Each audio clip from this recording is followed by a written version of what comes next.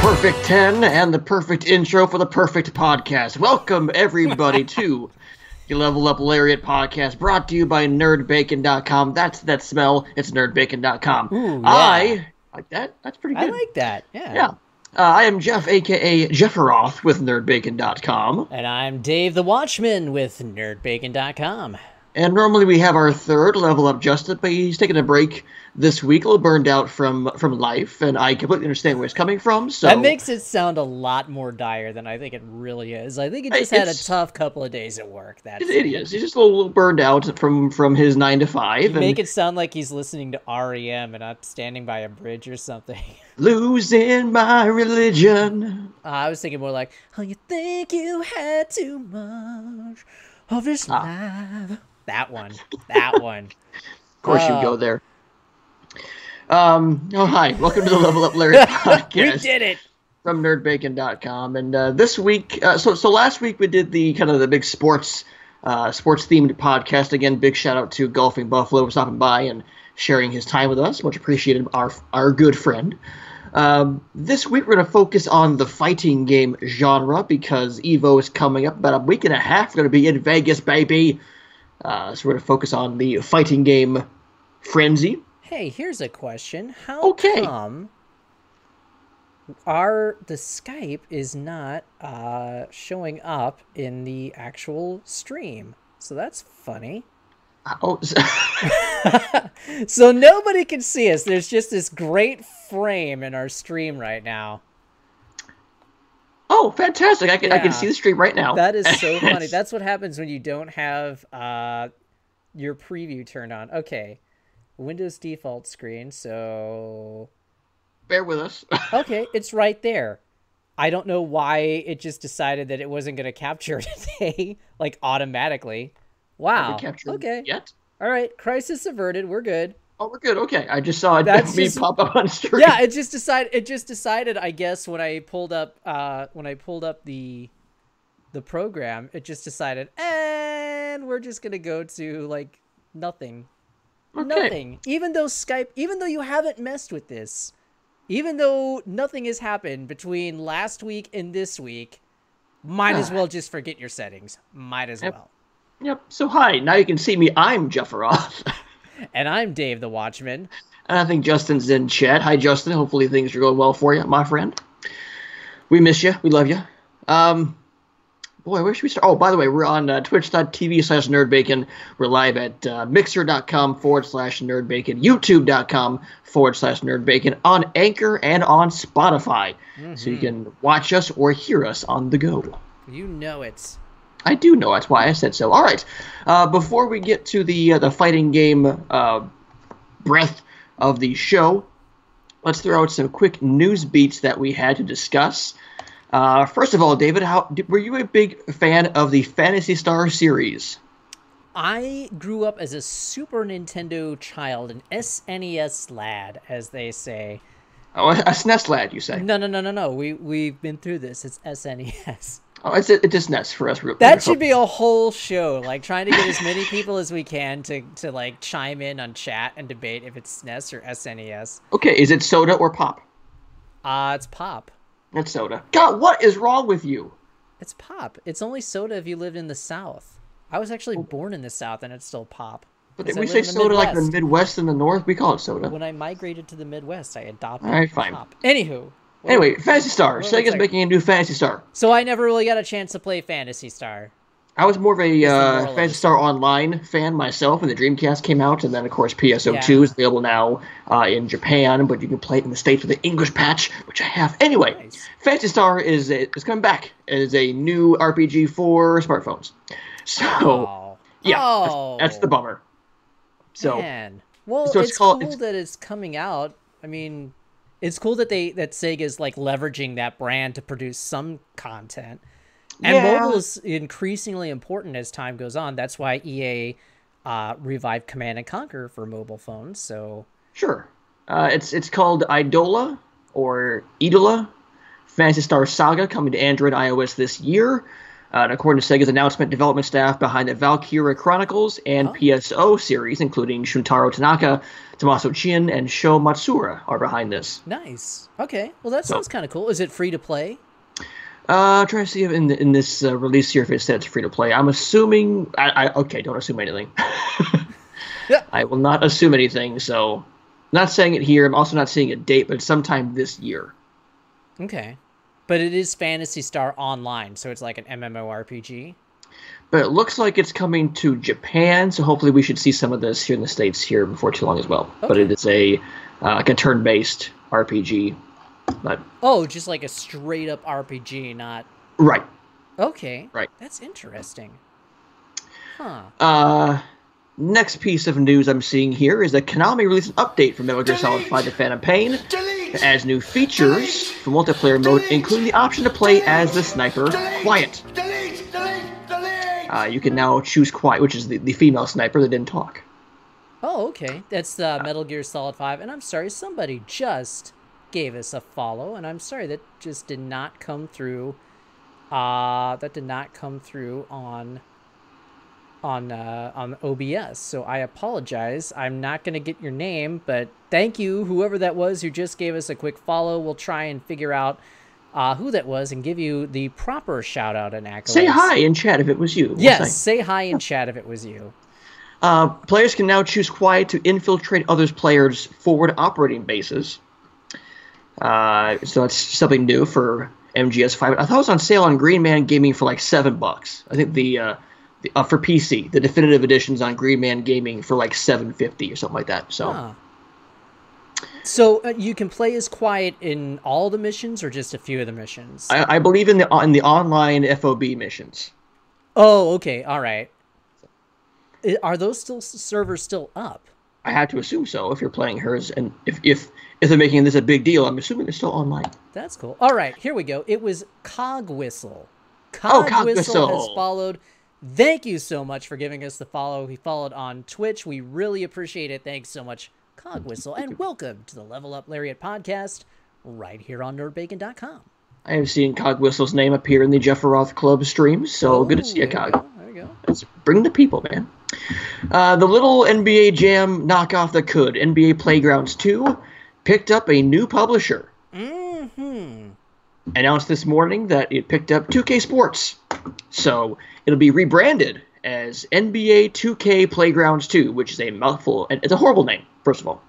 So this is something that our mutual pal Golfing Buffalo had speculated on back when they pulled the NBA Playgrounds thing, and we were all like, oh god, here comes NBA Jam. And we still don't have NBA Jam, but we might have NBA Jam later.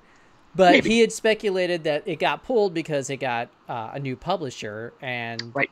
we were thinking EA might publish it, but nope, it's 2K, which is kind of interesting. And I wonder if this is a prelude to an NBA Jam announcement, because that's an interesting move for 2K to make. For sure. So it was announced this morning that they went from Mad Dog Games to 2K Sports, and they said it will add that 2K flair, which I assume means microtransactions. Yes, but- actually, that might be kind of cool to have your virtual currency be able to be used between Playgrounds and NBA 2K. I assume that'll be a thing because they had that with the mobile game as well. It was that mobile card game, kind of the Yeah. WWE Super Card. They had it for NBA 2K, and you could earn VC that way as well. So I'm assuming they all talked between each other. Actually, that's something EA should look into since they produce more sports titles.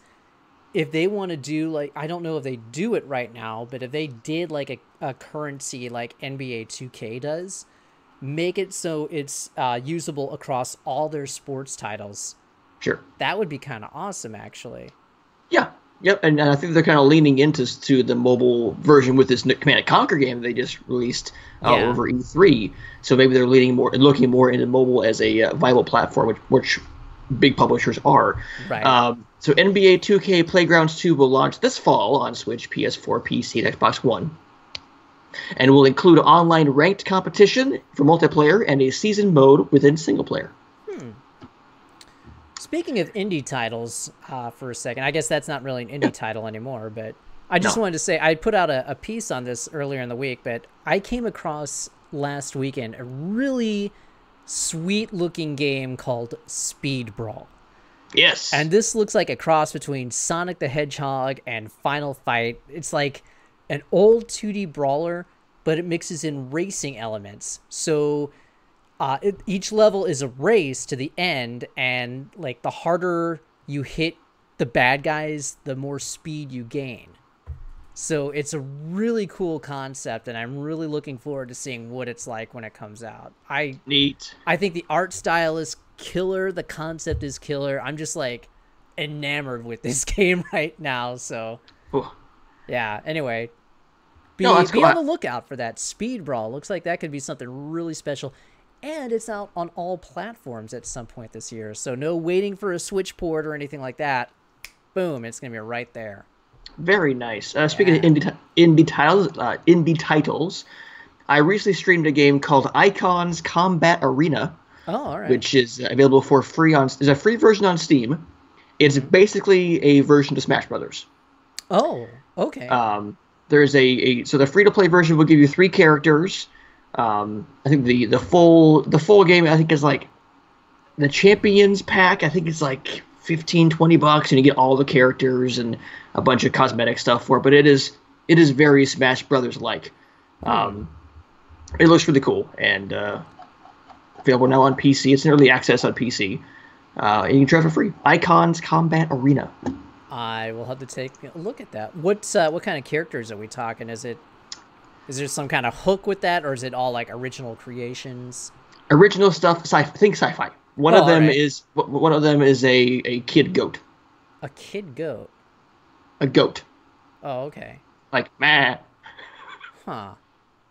And one's a female version of Zangief, basically. Oh, all right. There we go. So it's cool, and the online netcode is better than Smash on Wii U ever was.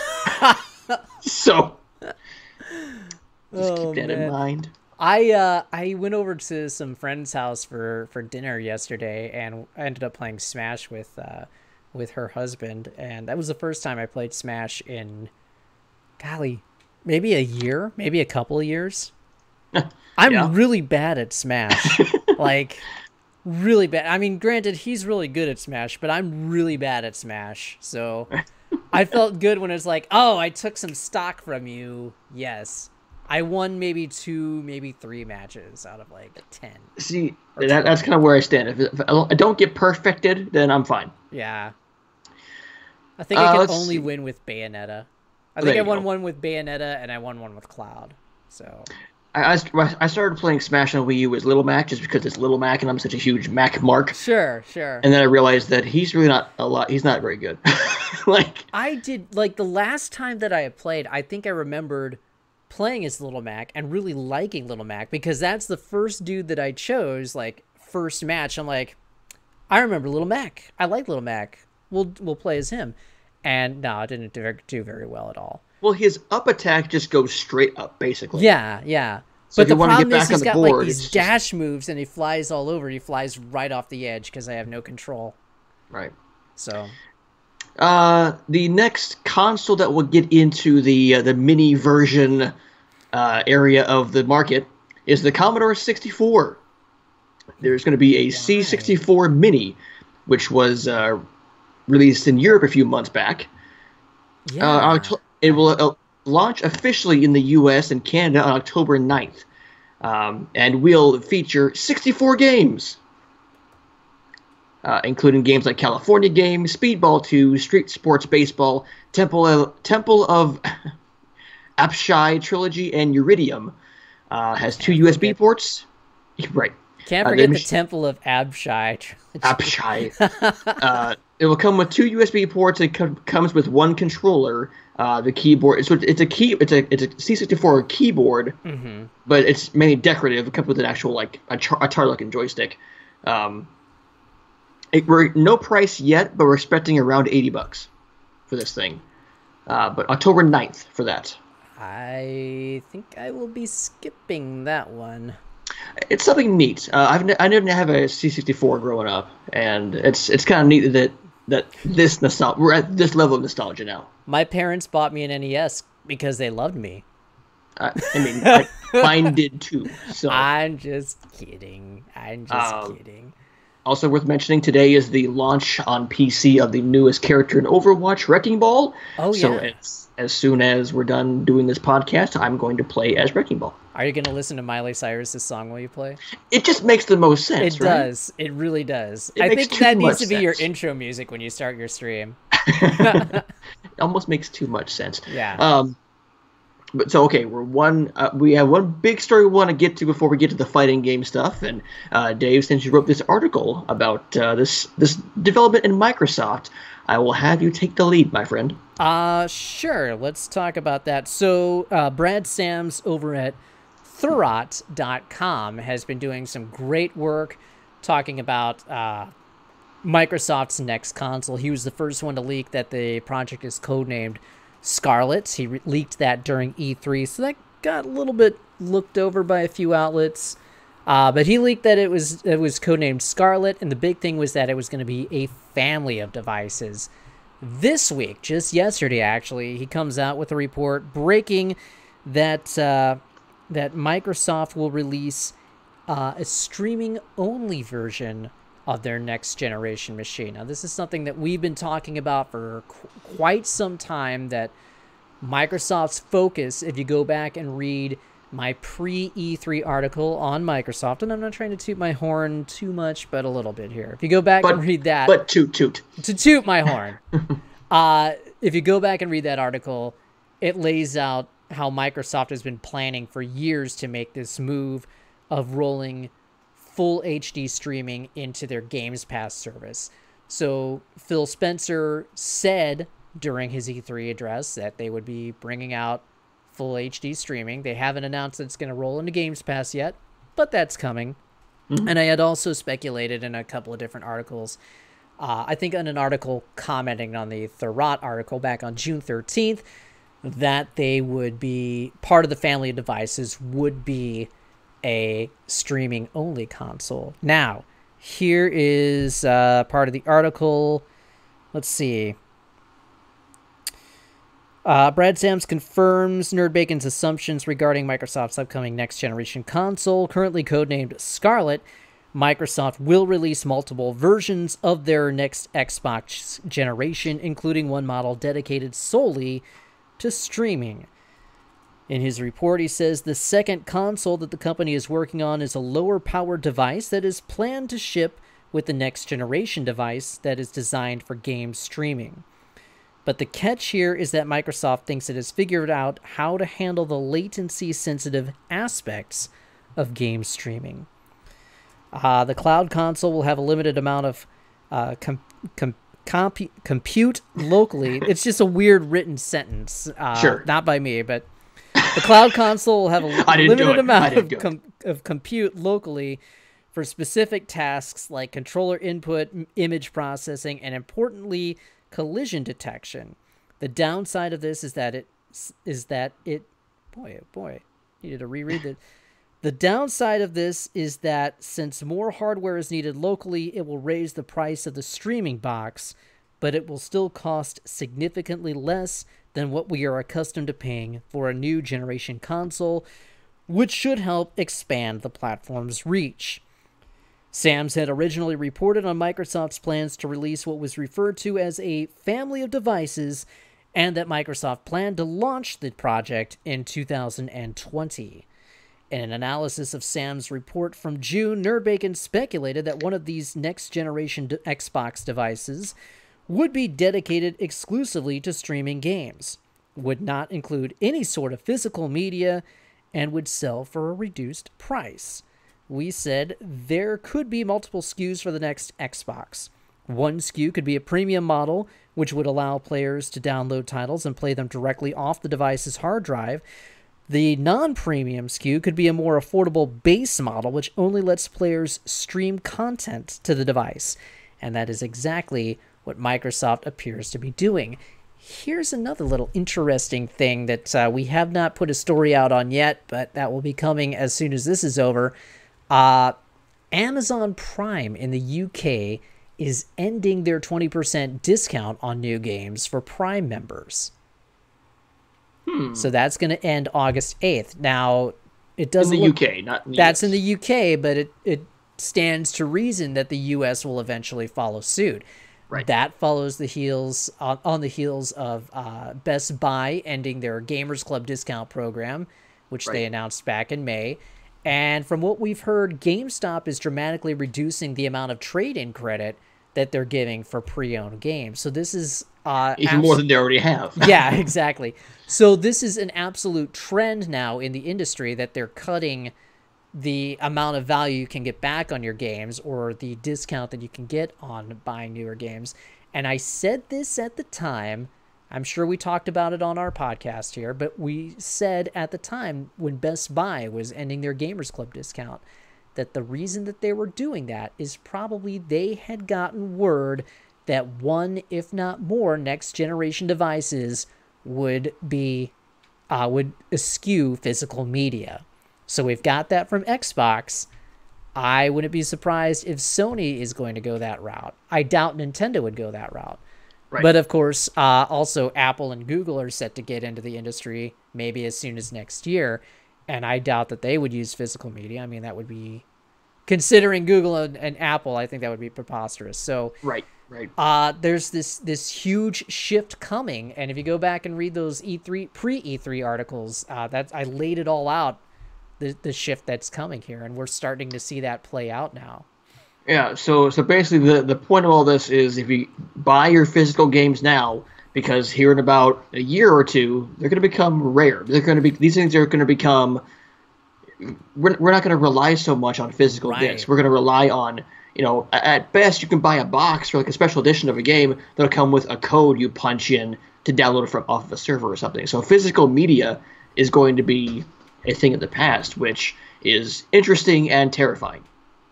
Yeah, I don't know how I feel about it. I'm excited to report on it and talk about it, but at the same time, I do like having physical media. I like having boxes and stuff, but... Yeah, I mean, I have an entire bookshelf of PS1 and Xbox One, OG Xbox and SNES cartridges over there, and it feels good to have a game in your hands that you can pop into something and happen. And I think that I don't know. I think technology is kind of moving too fast. Plus, I worry about ISP. I worry about internet service providers and their data cap. Because if people are pushing their cap as it is, now if all your games are streaming, all of a sudden you have this 10, 12, 15-hour binging of Elder Scrolls 6, let's say. How much of that will affect your ISP data cap? And I think that's something, that ISPs need to figure out. I'm sure they're not really eager to figure that out. They're like, oh yeah, go over your data cap. What do we care? Give us more money. I guess I've never had to worry about going over a data cap. I feel like I've got almost an unlimited data cap. I guess my data cap's like a terabyte. But I've never tried to download a terabyte of info. Yeah, I think I get maybe 50% through my cap through a given month at most. So I don't get anywhere near. But of course, I'm not streaming all my games. Right. But the big thing with streaming latency involves what we're here to talk about today: fighting games. That's a big thing about streaming fighting games because I tried the PlayStation Now, and I played some DOA 5 on that. It is almost impossible because you have to rely so heavily on I push button, you do action on screen. It's instantaneous. That streaming puts in input lag. Kind of the same way when, rhythm games went from CRTs to HDMI, you introduced that input lag, which rendered some games like Parappa the Rapper, Drummer Lammy, they're basically unplayable now. which is sad because they're great games, unless you have a CRT, obviously. Even that Parappa Remastered is kind of hard to play because it's not transferred properly. So if they're going to stream games, you got to do it right, because this is a big step in a new technology world. You got to do it right, because not everybody has pristine internet. I wonder how Microsoft is solving that latency issue. Right. I what, know what do they know that Nintendo didn't and Sony didn't? Yeah. I don't know. Something to keep an eye on, because the next generation is coming sooner than we think, and that's nothing new. We kind of speculated that earlier this year, that the next generation. I mean, it's already said that PS5s are out there. We know this. Mm-hmm. So the next generation and the next idea of streaming games, it's happening soon. Yeah, it really is. I think it's sooner than we are expecting. I think we're going to start seeing something next year. And that worries me a whole lot. Yeah, I don't know for sure. I don't feel like I'm ready for next gen. I know it's been 5 years since the launch of PlayStation 4 and Xbox One. It's already been 5 years, and they want to get back on that 5-year cycle because the last generation was an anomaly. Right.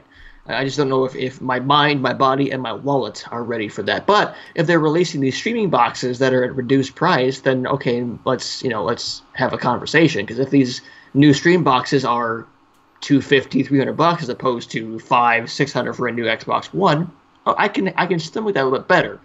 But it's gotta be still worth the money and worth the time, and it can't be just like an ooh-yah, But anywho.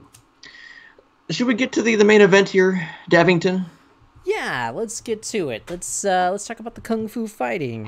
I am very excited about this, because not only because EVO is a week and a half or so away, and we're going to be in Las Vegas covering the biggest fighting game tournament of the year in the world, period.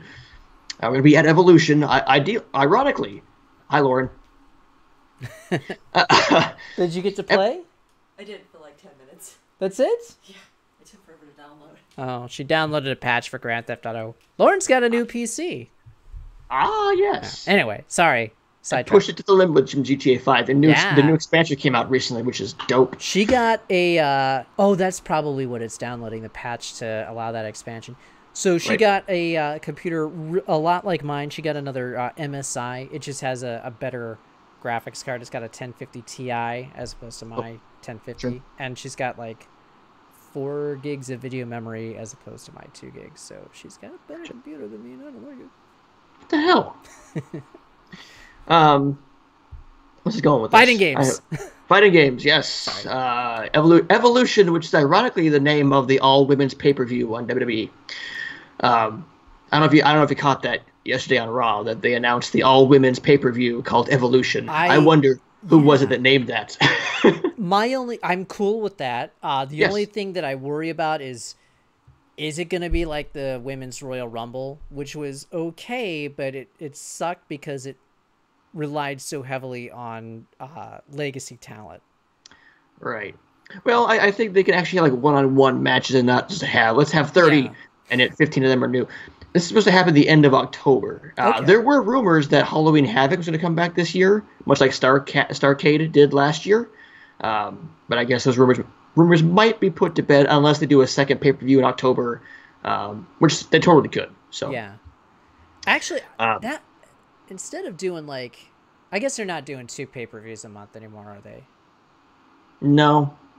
They're all co-branded. Maybe they should alternate instead of doing like a Raw one month, or no, they're doing co-branded pay-per-views each month. Right. I don't know. How would you feel if they alternated between a men's pay-per-view and a women's pay-per-view every month? I'd be okay with that. Yeah. But would the segregation be kind of weird? Yeah, there's the issue, like kind of the cruiserweight issue, where they're on their own show, not interacting with the main roster. They kind of get lost to shuffle. Yeah. I think if they leaned too heavily with that with the men and women, then that would kind of feel weird as well. I don't know.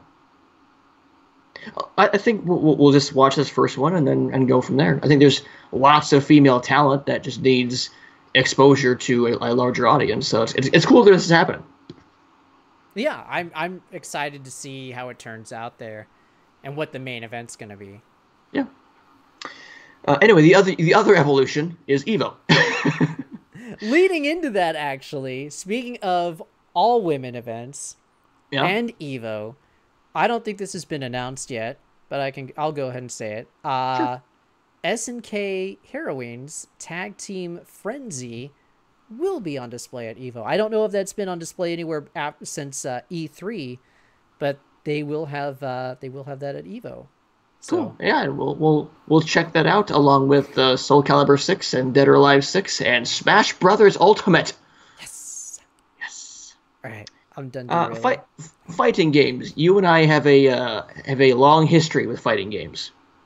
Yes. See, this is kind of our wheelhouse. I feel like last week when we did the sports games, I think that was Justin's wheelhouse. Justin's a big sports game fan.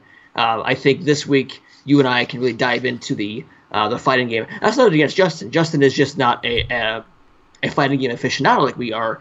But I think after Evo, he will be. He likes breathing fresh air and having sunshine hit his face. That's true, and we don't. Look at us. We don't. Well, let's start at the very beginning. What was your introduction to the fighting game scene as a wee Jefferoth? As a wee lad. When you had two wings. I was, yes, before I lost one. Yes. I was asked recently by a friend like what the first fighting game was. I can look back to there were fighting games in the NES. You know, there's a Karate Champ, there was Urban Champion, there was the original Street Fighter was in arcades in like 1989, 88, that area. Maybe earlier than that, probably. For me, the first fighting game that grabbed me and said this is a real deal was either Tekken in arcades, Tekken 1 arcades, or for the home consoles, Super Street Fighter 2 on Genesis. Wow. And I think that was the first one that made me go, oh, this is a legit thing. This needs to be taken seriously, and I need to get into this. I hadn't been desensitized to violence yet in my youth, so watching Mortal Kombat was kind of like, oh my god, he actually pulled his spine out of his body.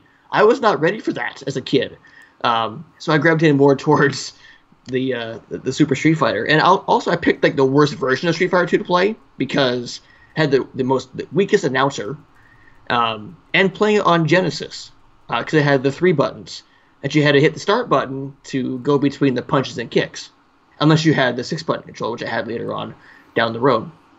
Hey, let me interrupt you just for a second because Viper Strike 3637 is the newest Baconeer.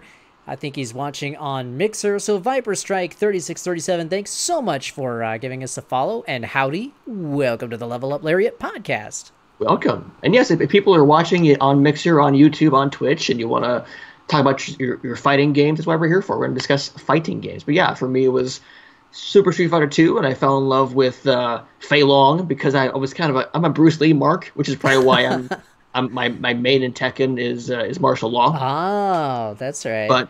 But you know, Fei Long was kind of my go-to in Super 2, but playing as DJ as well was fun. And that kind of started all for me as far as the home console. But yeah, whenever I'm in arcades, I found Tekken, and because Tekken was the big machine. Tekken machines were huge. Tekken machines were huge. And I sucked at Tekken. It was bad.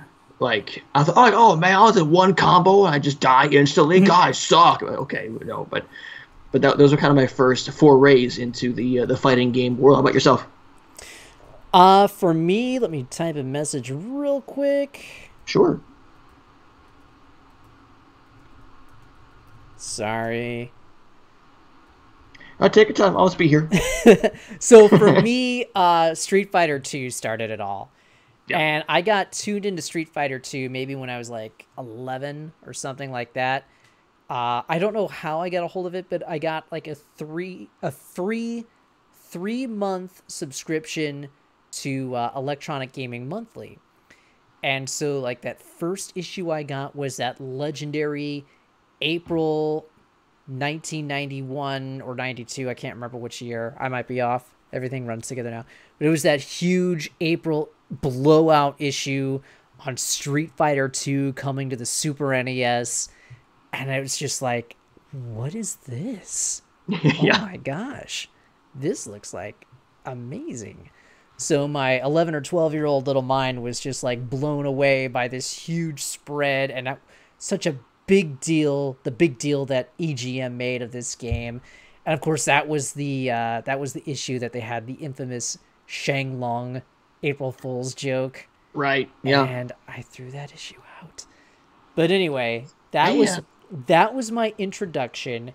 And then, you know, when you're a kid, you have a magazine and you pore over that magazine and reread it 50 to 100 times. And you take it to your friends and you all reread it and pore over every little screenshot and morsel and look at the MC Kids ad and everything.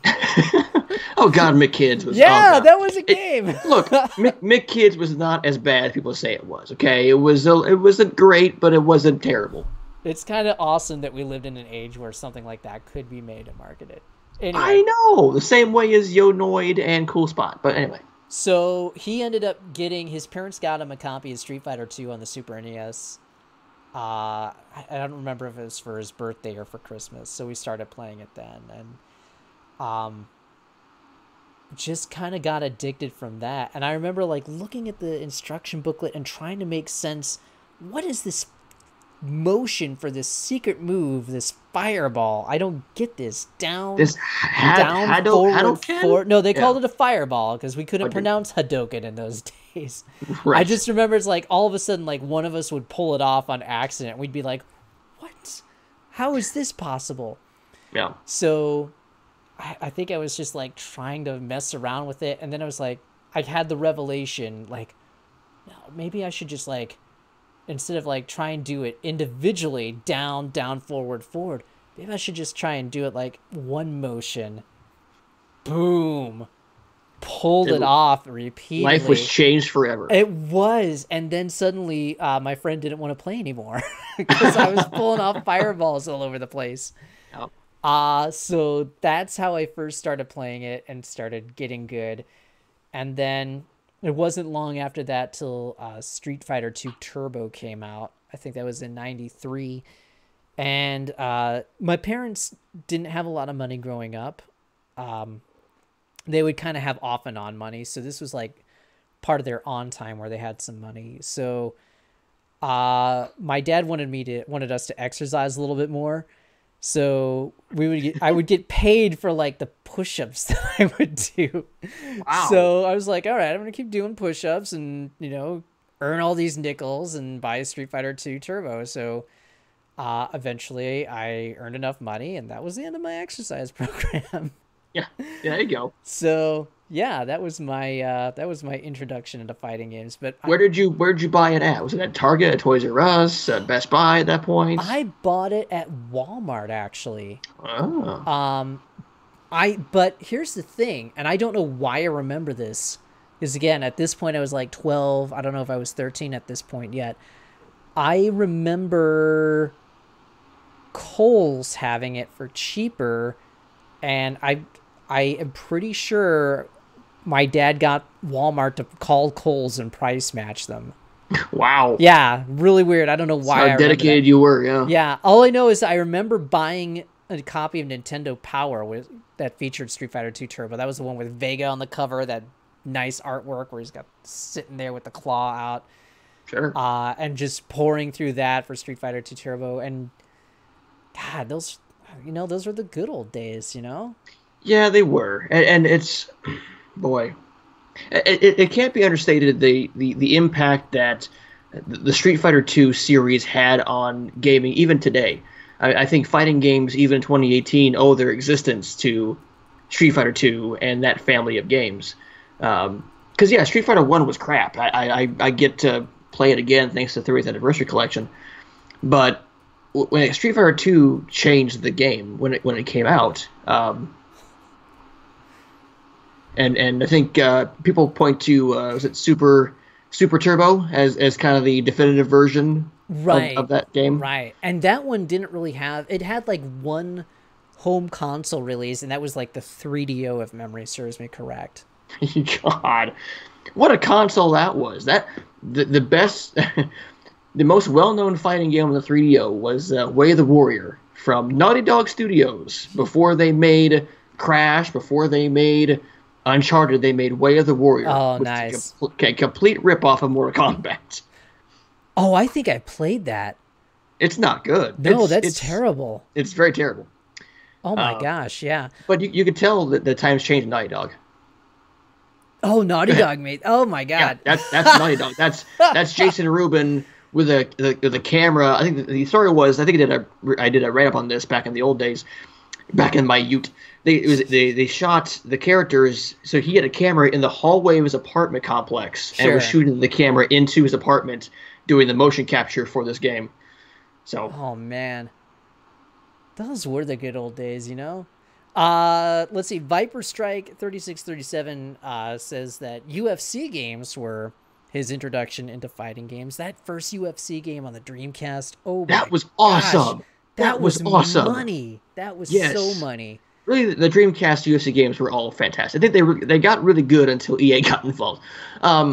Even then, they're so okay. But like the Undisputed ones that came out on the 360 were still really good. But those Dreamcast ones were awesome. Yeah, I remember having that in the demo unit at GameStop. We would have that in there, and yeah, people were really into it. I think we sold a lot of copies of that game. Yeah.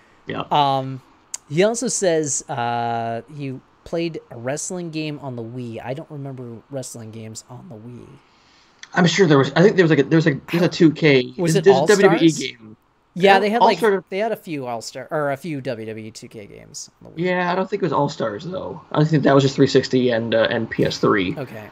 I think the Wii had some of the 2K or the THQ WWE games. I forget which ones off the top of my head, but there were definitely ones on there. Oh, Viper Strike says, I remember playing Alien vs. Predator on an arcade store. Was that the side-scrolling, like, beat-em-up Alien vs. Predator? Blech, I can't talk today. Alien vs. Predator? I know there was one that was a first-person shooter where you play as the alien Predator with the Marine, which also was on the Jaguar. But Capcom actually produced a side-scrolling beat-em-up that was, I think, Alien or Predator or something like that, and that was awesome. They also did one. It was Punisher. Yes. Oh my gosh, we need to do a whole separate episode on 2D brawlers because that is a genre that needs to come back. But I could talk Final Fight for days. Oh my gosh. Anyway. Streets of Rage. Anyway, yes. Okay. Yeah, he says it was the two. God dang, that was a great game. Yeah. Fighting games. We split. So after the NES, when we were growing up, you went one of two ways. You went to the Super Nintendo or you went Genesis. Right. I went Genesis because I saw Sonic, I saw Blast Processing. I went, this is the console for me. So I went Genesis. And you went SNES. I went Super Nintendo because I saw Star Fox and I was like, yes, this is what my life was all about. And I know that the Genesis had like Eternal Champions, which was a decent fighting game. But there were some really bad fighting games, obviously. On any system, there's bad fighting games. I played a lot of... I'm trying to think what other big fighting game in Genesis. I had all of my Mortal Kombats was on Genesis. Right. 1, 2, and Ultimate 3, which is still the premier... Okay, so let's talk about this. Because as much of a Street Fighter nerd as you say that you are, I'm a Mortal Kombat nerd.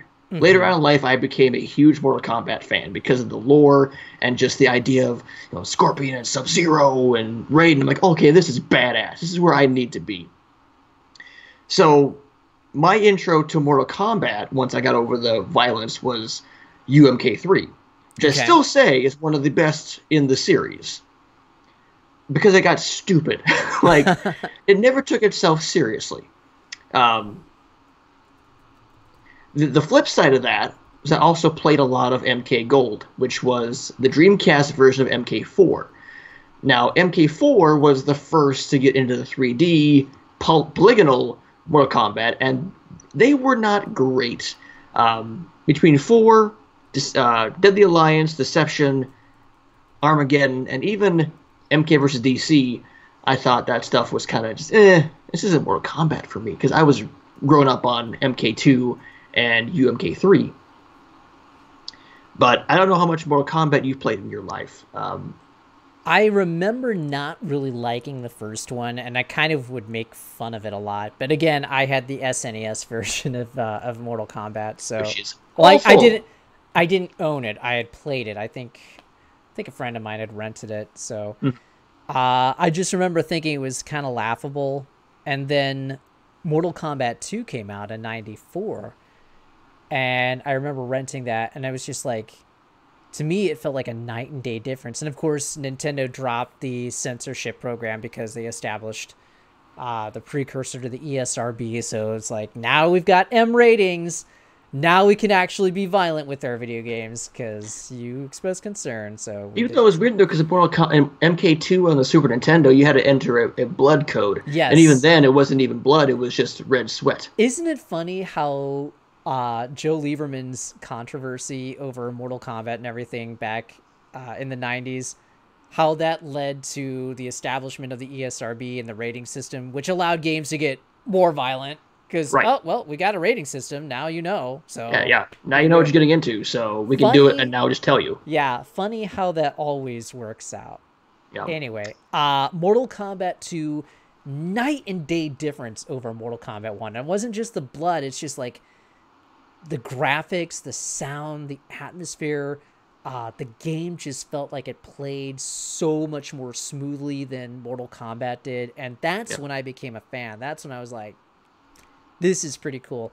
I liked Street Fighter better, but I gained respect for Mortal Kombat with Mortal Kombat 2. And I think a lot of people did, because that's still like the most beloved game in the series. You can still go back and play Mortal Kombat 2 and still have a good time. Yeah, you really can. And Soul Calibur 2. Oh my gosh, we'll get to that. Oh, yeah, we're gonna get there because we are both very excited to get our hands on Soul Calibur 6. Fond Soul Calibur 2 memories. So we're gonna get there. But yeah, UMK3 was kind of the high point for me just because the fatalities got way overboard and it was funny. And Smoke blows up the world, which is fantastic. I remember Mortal Kombat 3 was okay, but I didn't think it was as good as Mortal Kombat 2, and I hated the AI because you would start off like every other opponent would be super difficult. So it's like you'd start off, your first opponent would be really dumb, hardly do anything, and the next one was like God tier. And then if you make it past that one, now you've got a dumb opponent again. Now you got God tier. So I thought it was kind of broken. Yeah, and Mortal Kombat's always been the home of the cheesy boss characters. I mean, Shao Kahn is just the epitome of cheesy bosses. Yeah. But 3 and UMK3 brought in the dialogue combos. You just kind of mash out a combo and get it to work. Also, the different levels of terrain. If you uppercut somebody and go through the floor of the next level up, which was mind-blowing at the time. And just established my love. And established my love for Stryker. I mean, as much as a Sub-Zero fan as I am, just because Stryker, because I think you're the only person who's a fan of Stryker. Because you have all these ninjas, and you have the guy with metal. You have Jax with metal arms, and you got this reptile who was spitting acid, and you got Sindel, and you got Katana who's just throwing. And then Stryker's just a freaking cop. I'm like, okay, he's out of place. I like him. Let's go. I liked Cabal. I like that dude because you could run past people and then they'd be stuck in that tornado whirlwind and then you could cheese on them. Well, then there's all the lore. I mean, I didn't know that. So Noob Saibot, So Noob Saibot is named that because if you reverse the names, it's Tobias Boone, which is John Tobias and Ed Boon. But he is the original Sub-Zero. So the first Sub-Zero died in MK1. Like, fully for real died. Then his brother took over the mantle in 2, but then the first one came back as Noob Saibot. And that stuff blew me away. I'm like, okay, I need to know more about all these characters all the time. So I started to get on board at that point. Then they lost me into MK4 because then they added, like, Jarek and Reiko. So Reiko was, like, like Shao Kahn from the past, and I'm like, oh, this is not good at all. She came in, it's like, no. I remember being really excited when I walked into Laser X over at Metal Mall. Yes. And they had the Mortal Kombat 4 machine. I was like, oh my goodness, here we go. First 3D Mortal Kombat. This is going to be Nah, this ain't good. Crap. This ain't good. Yeah. But remember what came before that? Remember what the game was kind of the test game to test? Oh, was it MK Mythology Sub-Zero? No. Midway released a fighting game as kind of a test of how characters would move in 3D, but they didn't want to do it as Mortal Kombat. It's a Thrill Kill? No, War Gods. Oh my god, that game's horrible. That was a bad game, but you know what? I didn't know any better, and I played that game in the arcades to death. All right, Thrill Kill became the Wu-Tang fighting game. Yes, Thrill Kill became... Which I have a copy of the Wu-Tang fighting game, which is... I'm just glad I have it. Yeah. Wu-Tang Showdown. They try hard. But man, War Gods was War Gods is so bad. It is so bad. I have a copy of that because I just want to have my... It's the game that you want to have in your collection, just say you have it. But yeah, it's bad. Gosh, I think I rented the N64 version after I came out because I played the arcade version to death and was like, here we go.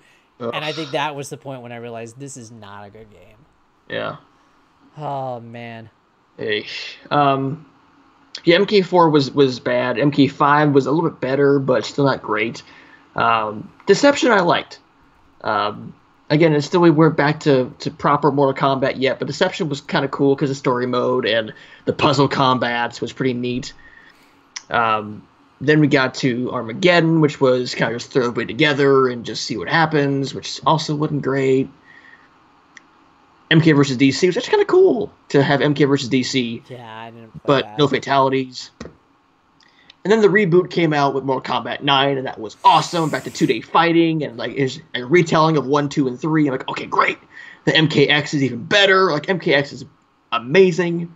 I think for some reason I liked Mortal Kombat 9 just a little bit better than X. I think 9 had a lot more fan service. Like yeah. to the hardcore fans who stuck by them, MK9 was for them. MKX kind of told the next chapter, had the kids involved, and it's kind of like the next version of the game. Maybe also worth mentioning, Mortal Kombat Trilogy, which was its own game, but kind of like it's kind of an all-stars fighting game. That's the versions of 1, 2, and 3 all in the same game. Also, it's just busted. Have fun. Like that was cool. It was not balanced at all, but it was no, fun. It was not. I remember that as a launch game for Dreamcast when it came out, and it's just like, we got Soul Calibur. It's like the greatest thing ever. I mean, can we go to that next? I mean, I love Mortal Kombat. Don't get me wrong. Sub-Zero's my boy. Striker's my boy. Noob Saibot my boy. But man, Soul Calibur 1 on the Dreamcast is still one of the best fighting games ever made. It's almost perfect, really. It's hard to believe that we're getting up to the 6th version of that franchise now, and it's only hard. 6. It's been 19 years. It's weird that we're only getting up to the 6th one. Well, it's just hard to improve upon perfection, and I don't think that they really have. I guess I would argue Soul Calibur 2 was better than Soul Calibur 1, and I was really excited for that because you had it out on all 3 systems. You had the guest characters in all 3 systems. You had Spawn. Which one did you get? I got the GameCube one because of Link. Okay. I had the Xbox One because of Spawn. Yeah. Blaze Blue, Calamity Trigger. Man, oh man, Blaze Blue. That series got beyond me. Yeah, that's a really good game, but I don't know. I can't. For some reason, there's something about I just cannot get into it. Yeah, I know it's a good game. Yeah, we'll get to the anime fighters here before too long. But yeah, Soul Calibur and 2. I remember I was working at GameStop at the time, and before it had its U.S. release, of course, it was out in Japan. And one of my regular customers, he bought the Japanese copy and let me borrow it. So I remember having a really good time, having some friends over and playing Soul Calibur 2 for a little bit before it actually hit the States, but. Gosh darn, that was a great game. It's a series where it kind of took a dip for me in the middle, kind of like what Virtua Fighter did for me. Because when we got to 4 and 5, they relied so heavily on those guest characters. I mean, 4 had Vader and Yoda, and I think 5 had Altair. It was Altair, I believe. Where's the Ezio? I forget. One of the assassins. I think it was Ezio. Ezio, thank you. Yeah. But they relied so heavily on them. I just feel like they're losing what made Soul Calibur so good, and I know that Geralt is the big main special character in 6, which love it because I love The Witcher. That's very cool. they're really getting back to what makes Soul Calibur great, and Yes. I really want to get my hands on this game. Well, from what I understand, storyline-wise, it's like a retelling of the first game. Okay, Like so they get caught in a rift, like literally they get caught in a rift of time, and they have to relive the events of the first game.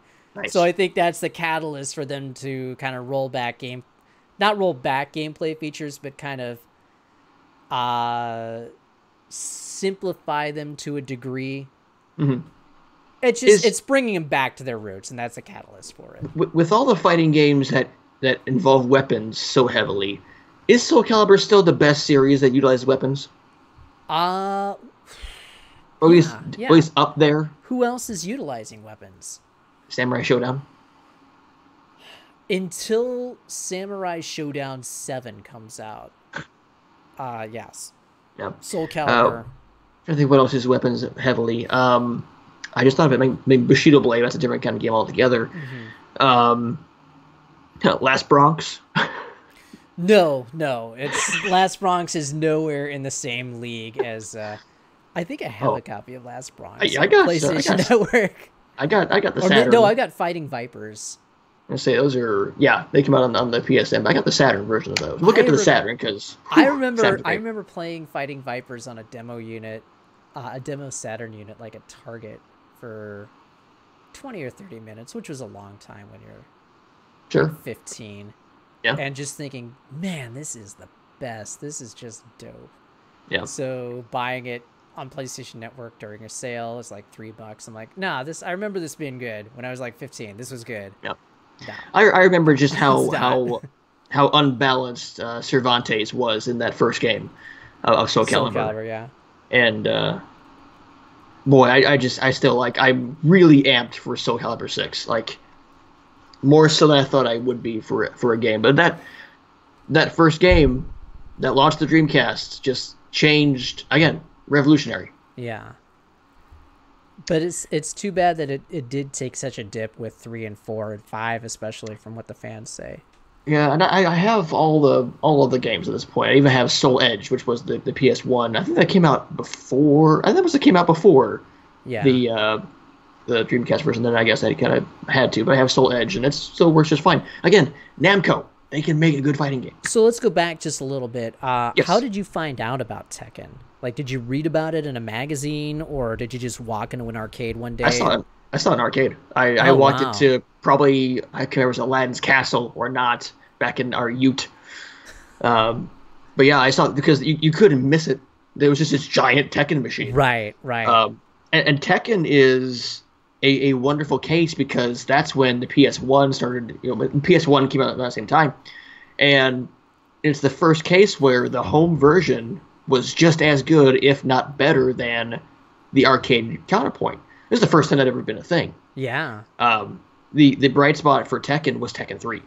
And oh gosh! All right. Tekken That's what I was 3 leading into. Yeah, Tekken 3 is a masterpiece. And it really is. Tekken's 1, 2, and 3 are just all fantastic, and the home ports are just as good, if not better, than the arcade versions. And then Tekken started adding the Tekken Force and Tekken Bowling and all those kind of modes in there. Tekken is an awesome series, almost start to finish. For me, I was always never a huge Tekken Tag fan, just because me and tag games don't get along very well. But overall, and Tekken 4 wasn't that great, I don't think. But man, Tekken 3, high point. But besides 7, which is an amazing game, Right. 3 is the high watermark for me. So I didn't play, and real quickly, I'll get to my Tekken story in a second Sure. here, but Viper Strike said they should make a fighting game with all the Dark Souls bosses, and they would be playable fighters. Whew. Hell yes. I'd play that. That would be very cool. I'd play that. Let's see here. Okay, going back to Tekken 3. I was aware of the Tekken games, but I wasn't I wasn't into Tekken. And then I think I read a review of Tekken 3, the arcade version, in Next Generation magazine, which There you go. was the best magazine ever. Sure. So I read a review of that, and I was like, man, they're really high up on this game. And I I think I walked into an arcade not too long after reading that review and played it and was instantly hooked. And Yeah. like I mean, every time I went to a mall with an arcade in it, I had to see there's a Tekken 3 arcade machine and try and get in there. And yeah, and there was some mall in Omaha whenever we would, because Omaha's not too far from where we are, and like in their basement of the mall is their big arcade, where it used to be. I don't know what it is anymore, but like a mini golf area, and one of the first things you see, Tekken. I'm like, okay, I'm here for a while, so go ahead and shop. I'm playing Tekken, but you see King, you see this wrestler guy with the freaking leopard on his head. Okay, so you have martial law, or it's a different law when to start the whole thing out. I'm playing him. Okay, now I have Paul Phoenix. So like, okay, this game's awesome. So as soon as I started playing it, it was a good mix of kind of 2D, kind of polygonal, has the good mix of being polygonal but not polygonal enough where it dampened the experience. So oddly enough, I was always a Nintendo guy growing up. I didn't have the Genesis or anything else, but it was Tekken 3 that made me say, okay, I have to buy a PlayStation. I have to deviate from Nintendo because I don't think there's any way this game is ever going to come out on Nintendo 64. I was holding out hope. Right. My little 16-year-old brain said, please, I think I said a prayer every night, please God, let Tekken 3 come out on N64. But then finally I was just like, no, I think I got to get a PlayStation. So I remember saving up money and I got like an open box PlayStation from Best Buy because it was at a reduced price. Even then it was cheap. Sure. So I got that, but I didn't have enough money for any games. I just got that and like this really cheap knockoff third-party controller. No. And some then, Mad Cat stuff going for you? Yeah. So that was about the time where I was graduating high school and going through the ACTs and everything. So Sure. As a gift for getting through ACTs and all that stuff, my dad got me Tekken 3. Which, nice. Yeah. So that was nice. my very first Sony PlayStation experience was Tekken 3. That's not a bad one. Mine's worse than yours, but yeah. So that would have been April of 1998, if memory serves me correctly. Okay. So I was still like 17 at the time. Because the PS1 came out in 96, I believe. 95. 95? Yeah. Okay. Yeah. Oh, God. So I remember I got a PlayStation for Christmas. My parents bought me a PlayStation maybe 96. And I was given a couple of fighting games with it.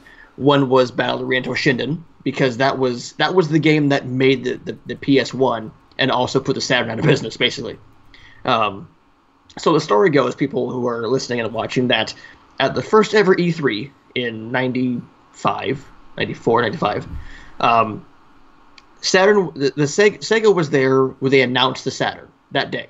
Oh, and yeah. Said, they announced Saturn and say also it's in stores and now. That was their and now for E3 was, hey, here's a whole new system in stores now. So already they're behind the 8 ball. Sony wasn't there yet. The PS1 wasn't out yet, but Mad Catz was there. I believe it was Mad Catz, and they had a PS1 there. Okay. And they were showing off Toshinden, the very first Battle Arena Toshinden. And the people who were there at E3 said, screw with the Saturn showing, I want to play this Toshinden game. And that was the biggest thing, and that's ended up killing the Saturn for, on day one, killed the Saturn and made the PS1. Now, going back to Toshinden 1, it does not hold up with the crap. No, it doesn't. What was your first experience playing Toshinden? I enjoyed it because it was my shiny new PS1 for Christmas. And like, okay, I got some cool games for it. Oh, you actually had the game. Oh yeah. It was one of the. Wow. It was a gift for Christmas. My folks got me because 96 would have put me at like not 8th grade. Sorry, probably about 5th grade at that point because I was born in 85. So I would have been 96 would have been 5th grade for me, 5th or maybe going into 6th grade at that point. But no, they got me Too Extreme. They got me Crash Bandicoot, Space Jam, Toshinden, and Street Fighter the movie. Oh, wow. Because they knew how much I like Street Fighter. So they got me Street Fighter the movie. That counts. And, oh, boy. You played the arcade version of that. I currently have the Saturn version of that. But That game is a fun nostalgia trip, but my first PS1 fighting game experience was not anywhere near as good as yours was. They made three. They made a few Toshindens. I think they went like up to three, and then they had like Ura Ultimate Rush Attack on the Saturn. They had Shin Toshinden, which is like the chibi style game, which I think only came out in Japan. Boy, they cranked that game out because they had 3 games within like 3 years on the PS1 for Toshinden. We actually played the third one of those for a video we did. Oh yeah, I remember that. Yeah, Street Fighter the movie is a bad game. It is so bad. I remember playing that with you actually during one of those videos. Yeah, but the PS1 had so many great fighting games. I don't know if I want to get into all of them because the PS1 era brought us what I think is still the superior version of the Street Fighter world in Street Fighter Alpha. Yes. Because Alpha, Alpha 2, Alpha 3, all just so good. Alpha 3, I was out of Street Fighter for a little bit. I still like the series, but you know, I really hadn't moved on from Street Fighter 2 Turbo on the SNES or the Super NES. You said SNES. I messed up. You said SNES. Anyway, so Alpha 3, when that came out, that got me back into Street Fighter because that just felt like it was everything. Well, it was kind of everything that we had seen up to that point, plus the different ism selection. So you could have the A groove, which was like Street Fighter Alpha. Then you could have the V groove, which was like Alpha 2. And both of those I hadn't really played at all. And then you had the X groove, which was like Street Fighter 2 Turbo, or Super Street Fighter 2 Turbo. And I was like, well, this will be a great way for me to get my feet wet and back into Street Fighter so I can play with this ism and kind of know what I'm doing. So I played the heck out of that game. That was... World Tour mode was so... That was really cool. Fantastic. It was really cool. I was always an Alpha 2 fan because I didn't... Once we got into the isms, I went, okay, I'm confused. I just want to fight. I don't want to worry about these meters and bars. And because I was, what, 97, 98, 99, that area? Yeah, somewhere in there. So 99, put me in, I think, like, for Alpha 3. 99, so 99 would have put me at 14 at the time, just getting into high school. So I didn't understand all these concepts. I was a dumb child. I didn't understand all these isms. So I said I'd play Alpha 2 because Charlie Nash is one of the most bestest characters in Street Fighter history. But that art style just defined Capcom in that era. Whether it was the Alpha games, whether it was Darkstalkers, or whether it was this game that I pulled from my collection that I can have on the stream that I wrote about today. One of the best fighting games ever made. Rival Schools, united by fate. This game. I think I bought that game. I want to say I bought that day one. I don't remember exactly, but I have it as well, and it's just a brilliant, beautiful, quirky, ridiculous game. And yes. So I did not play this game when it was new. I had kind of moved on to the PS2. I think because this came out in '98. Yeah. I wasn't on PS2 yet, obviously, but I had moved on to other games. I bought this a couple of years ago at one of our Ma and Pa game stores for like $30. I have to have. I think it's like $50 at $50 for this exact copy. So I said I still need to have it. It's because both discs and I have a better appreciation of it now. But Rival Schools is amazing. Even better though was Project Justice on the Dreamcast, the sequel, which was the sequel. Yeah, and that is still a very rare game to find. I know. I had that game, and then I loaned it to a friend, and I never got it back. Oh yeah, I got destroyed when my basement flooded. Yeah. Yeah.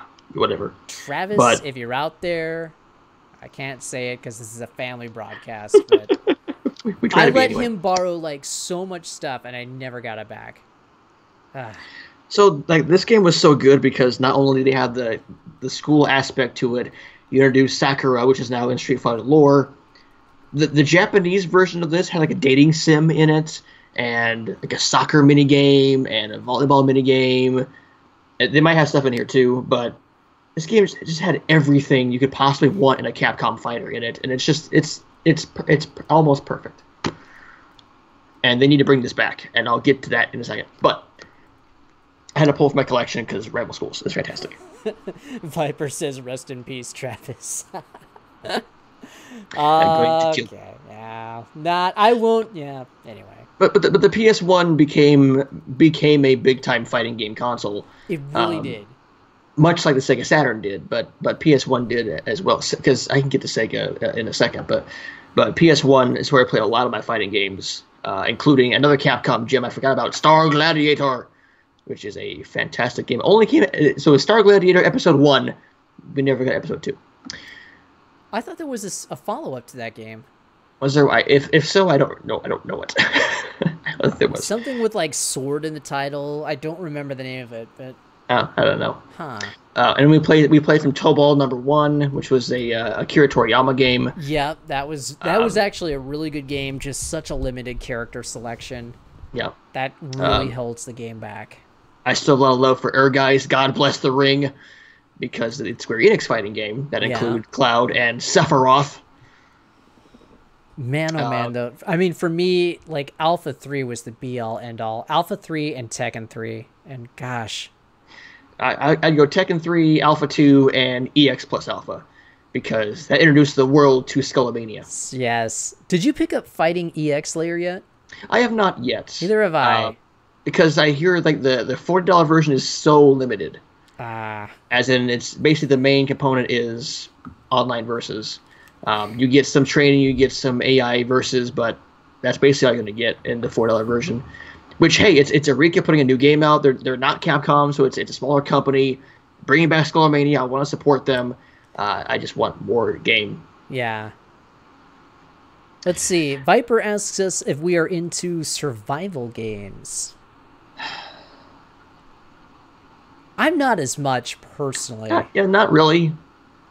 I think Justin's into Dead by Daylight. Yeah.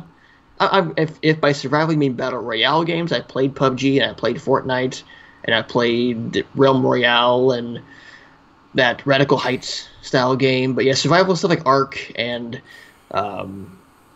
Rust and The Forest, I don't... Not for me, I don't think. What else is on like a bunch of stuff on PS1 that came out. Also, I mean, okay, so Sega Saturn. I love the Saturn in hindsight. I realized the Saturn did not sell well.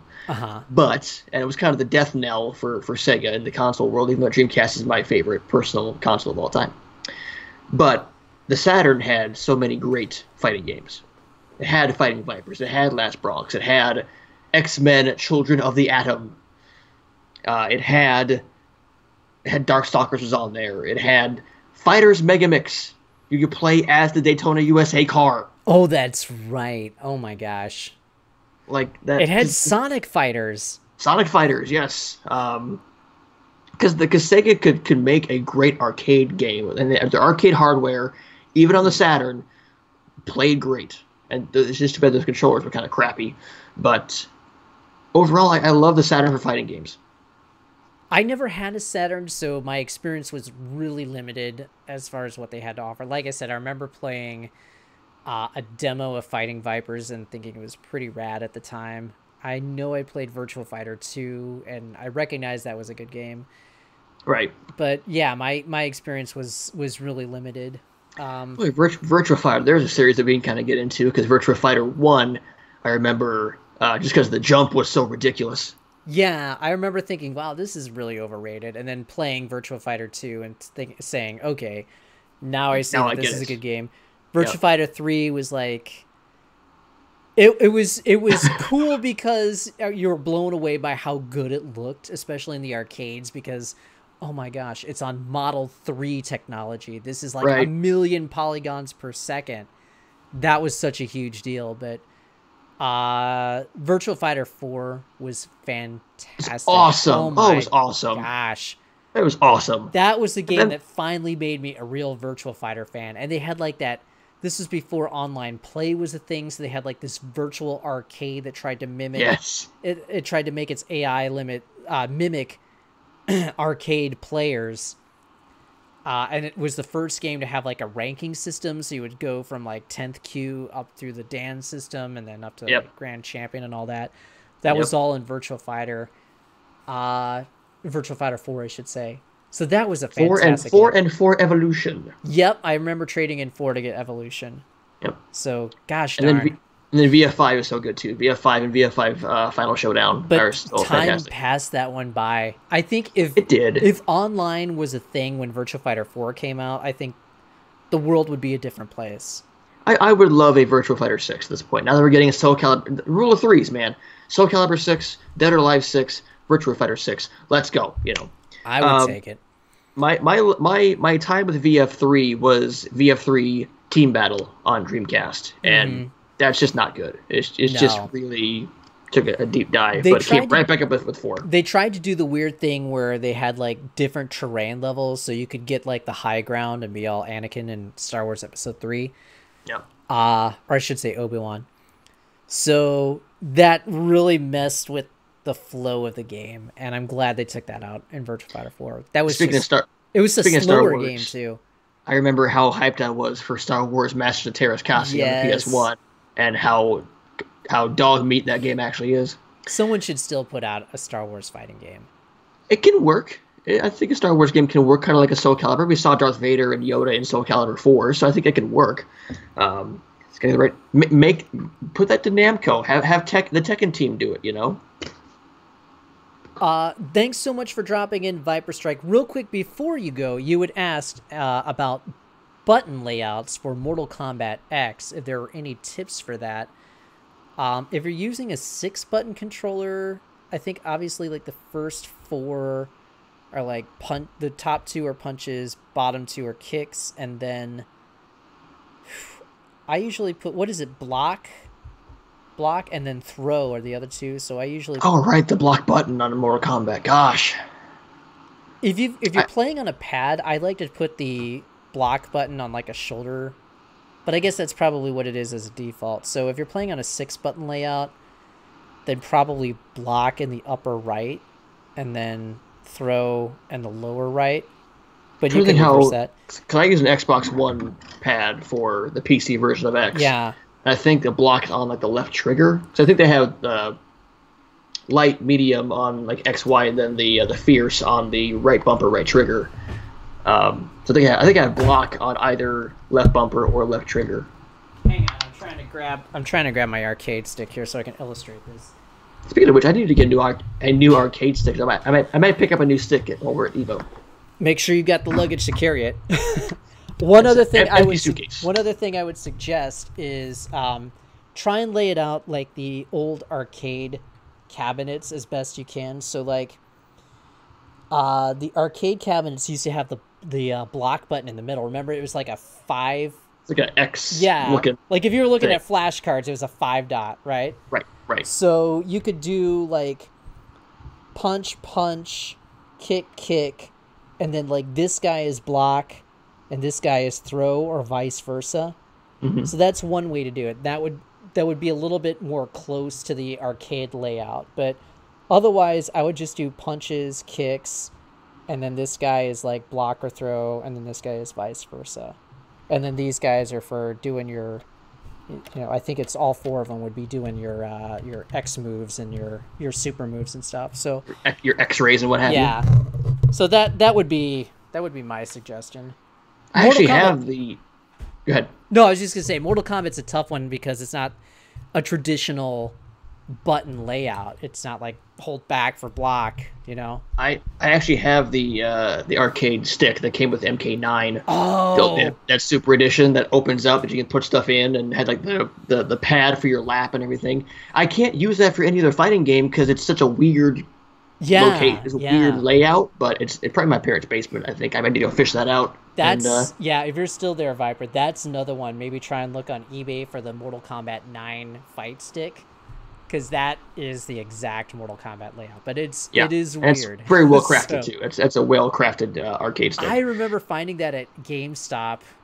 It was on clearance and it was for a really cheap price. And I was like, do I want this? Nah, I won't use it for anything else. Regret. Wish I had it. Yep. Just to have it. Well, you name your price, and you may be able to have your own. um, Boy, where did we go? Where did we go from there? We were talking about Virtua Fighter and Saturn. And I think Virtua Fighter to me is so close to Dead or Alive, as far as just how the feel of it, because you can just mash out combos in Virtua Fighter and Yeah. Dead or Alive the same way. I remember Dead or Alive really set themselves out because of boobs. Like that was Right. the big thing to attract gamers was, hey, we have hot chicks and boobs. Also, we have Ninja Gaiden, Ryu, Hayabusa here as well. And I loved them for that. I Yeah. loved them. Yeah, they're fun games. I remember playing DOA 3. Like I would play DOA 3 into the wee hours of the morning because it Yeah. was just so good. For me, it was DOA 2 on Dreamcast. That Yep. I thought it was just an honestly great fighting game. I think I have DOA 2 Ultimate for PS2. Okay, yeah. And then DOA 4 in Xbox 360. I don't know if it was a launch title, but it was very close to launch if it wasn't. Yeah, I think so. I think you're right. That game was fun. DOA 4 was great. 5 is okay. 5 got weird because it did the Capcom thing. I know it's not Capcom, but it did the Capcom thing where, hey, you can buy this pack and then this pack and then this pack and then this pack. Yeah, exactly. But you actually want this pack over here. Like, Right. No, what version do I just get for everything? But I appreciate, I guess, how blatant they were in like the sexualization because, they had like all these different outfits, like continuous outfits for sale if you wanted to spend the money on it. So And then DOA 6 is going to scale that back apparently. So I'm sadly disappointed. I don't mean to sound like an old dog or anything like that, but I still feel that there's a place in the world, despite the political climate and everything. I still feel that there's a place in the world for kind of a playfully sexual fighting game. yeah, it kind of defined the series. Maybe Yeah. that's why they took it back. They don't want to be defined by that, but at the same time, they put out DOA volleyball. Like, Yeah, at the same time, that's what you're known for. So just roll with it, man. Just roll with it. It's like if Duke Nukem had no really bad jokes and no Right, attitude. exactly. What are you at that point? If Duke Nukem ran around and was like, "I respect your feelings" to everybody, it wouldn't work. It wouldn't work. I'd still play that game though. It might be funny in a different way. Yeah. It's like, oh, okay, now I'm laughing on the inside. I'll be interested to see how Dead or Alive 6 turns out. Yeah, I'm interested in that. It's kind of like see a demo in a couple. Where do we go from here? Yeah, we'll 9 get days. into that Evo. So anime fighters, obviously the biggest one we can say right now, besides Cross Type Battle coming out, Dragon Ball FighterZ is kind of the biggest anime fighting game out there. You know it's an anime fighting game when you can air dash. Is that it? I think that's the defining characteristic of an anime fighter, you can air dash. But like I never had a long history with ArcSys games, and they make some of the most beautiful fighting games out there. It's just they get too complicated for me. The Blaze Blue stuff, the Under Night. I do like Guilty Gear a whole lot, but even then I'm like, okay, because Guilty Gear is kind of I hate to call it a simplistic version, but I understand what's happening in Guilty Gear. I have no idea what's happening in Blaze Blue.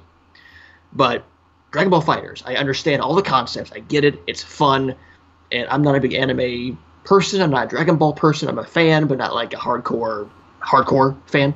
But Dragon Ball FighterZ is so good.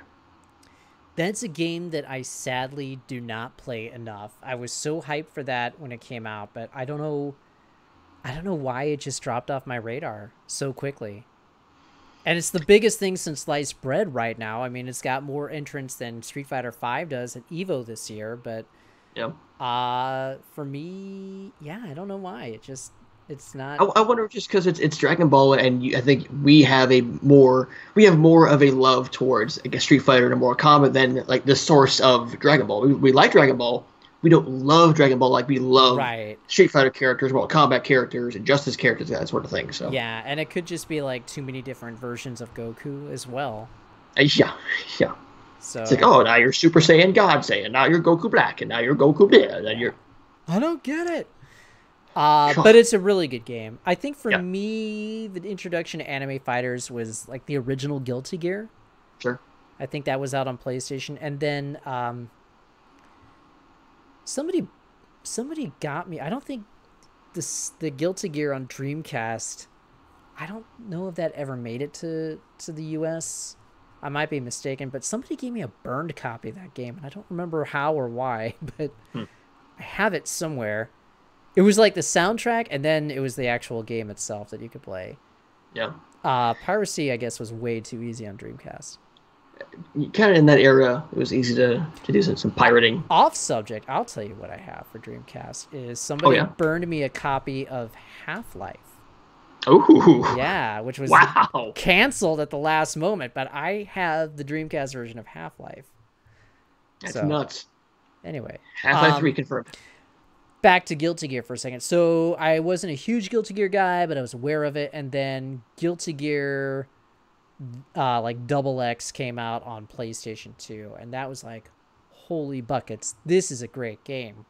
Yep. So I had kind of a fight club of GameStop employees that had formed at that point, and we would meet and play fighting games like every week. So we started playing that one, and my buddy Travis, again, same Travis, started getting really ridiculously good at Guilty Gear. Like, he was like, it basically became, this is the job that I want. I want to be professional Guilty Gear.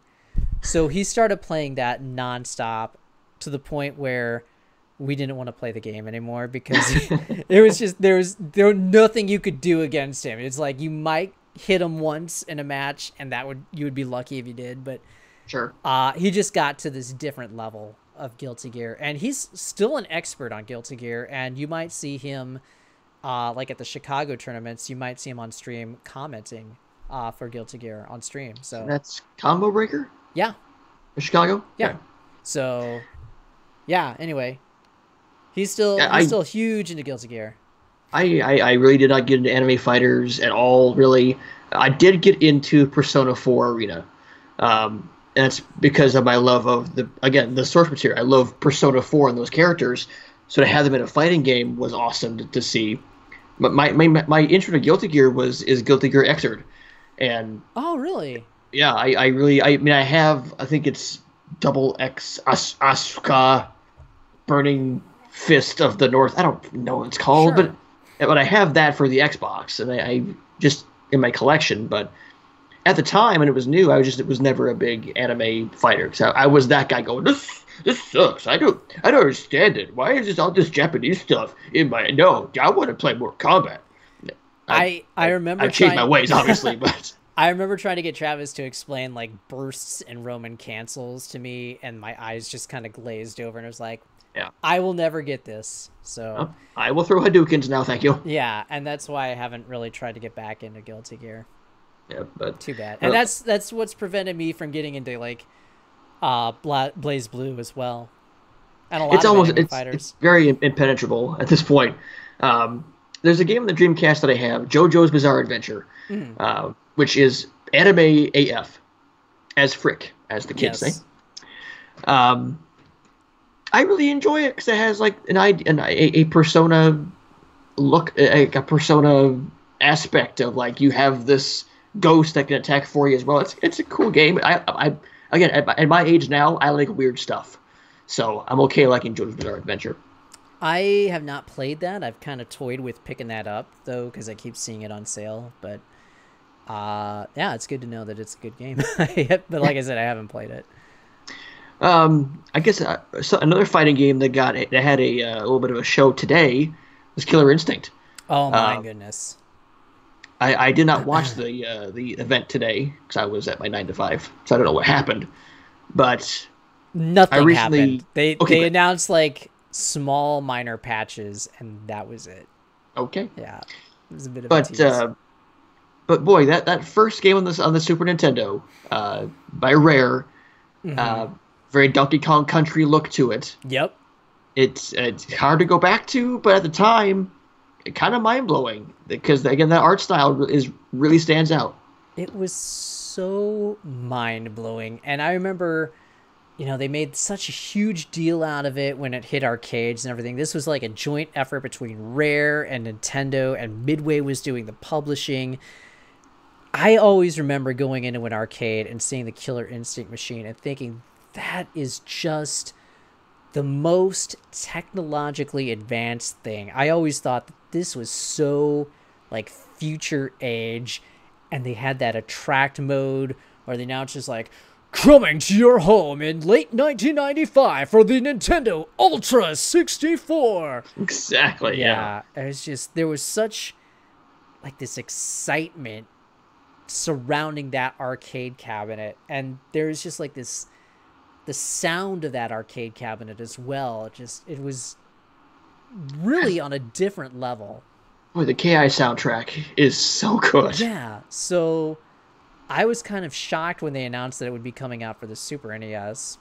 This was at the point where they suddenly announced, oh, Ultra 64 is now going to be Nintendo 64, and it's delayed till 1996. And surprise, we're able to fit Killer Instinct on a Super NES cart. And while you wave the 64, here's the Virtual Boy. Oh, God. So yeah, I did play the Super NES version, and I really liked it. I could see the downgrades from the arcade version, especially in the sound department. Yeah. That beautiful, like, rock music intro, I know, was changed to, like, MIDI rock, and then like this whistle sound effect, which was not good at all. But the gameplay itself was really cool, and I remember spending a lot of time learning that system where it's like, okay, I've got an opener, and now I've got a linker, and just it's such a unique system. So also, really how fun is the Xbox One version of this? I ended up getting the definitive edition. It's on sale for $10 right now. If you're watching, listen to this, it's on sale. Definitive version's on sale. Xbox Play Anywhere. So if you have it on PC, Xbox One, download it. It's $10 for everything as far as the characters go. So no brainer there. I had like a few of them, but I said, screw it, $10. Here you go. Get my money. $10 is totally worth it. So I started playing it again just to remember, like, oh yeah, this game is awesome. It was the first game I played on the Xbox One because it was the first one that came out with the Xbox One, and I remember really enjoying it. But this game is so good. And the announcer, it might be the best announcer in a fighting game. Yes. And I almost, when I use my Ultra at the end of the match, I deliberately not finish it because his way of yelling Ultra changes. So he would go Ultra combo. If you don't finish, he just yells Ultra.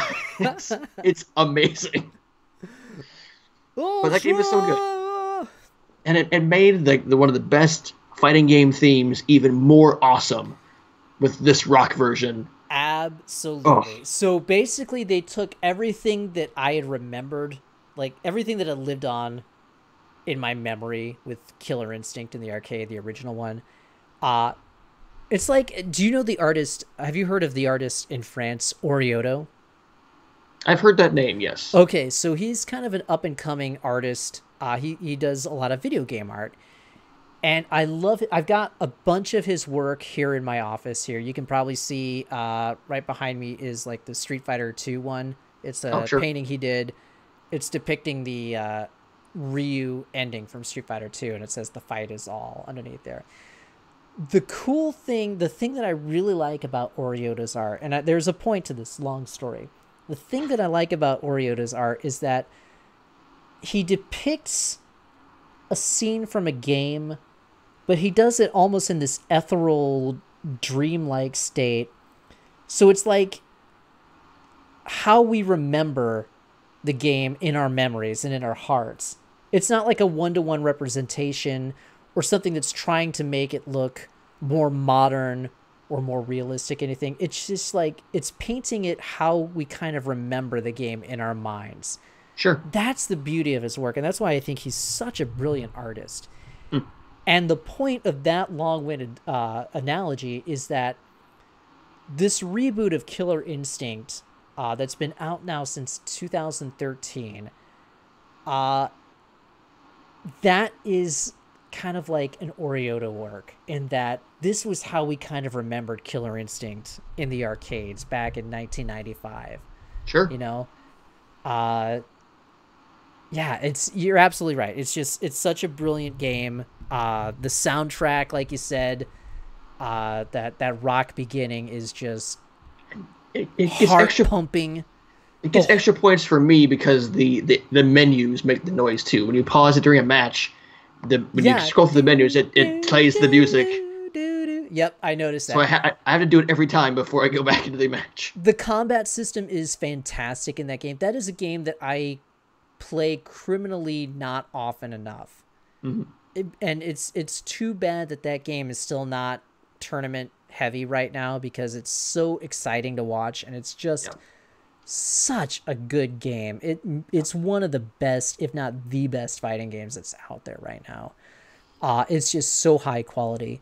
But the sound design is like exactly how we remembered it, just like this futuristic, really advanced sounding, like deep sounding noise. I don't know how to describe it, but it's just beautiful sound design, and Mick Gordon's soundtrack is absolutely brilliant. But isn't he just the best? Like, isn't he the best at what he does musically? Because he did the Doom soundtrack, and the Doom soundtrack is amazing.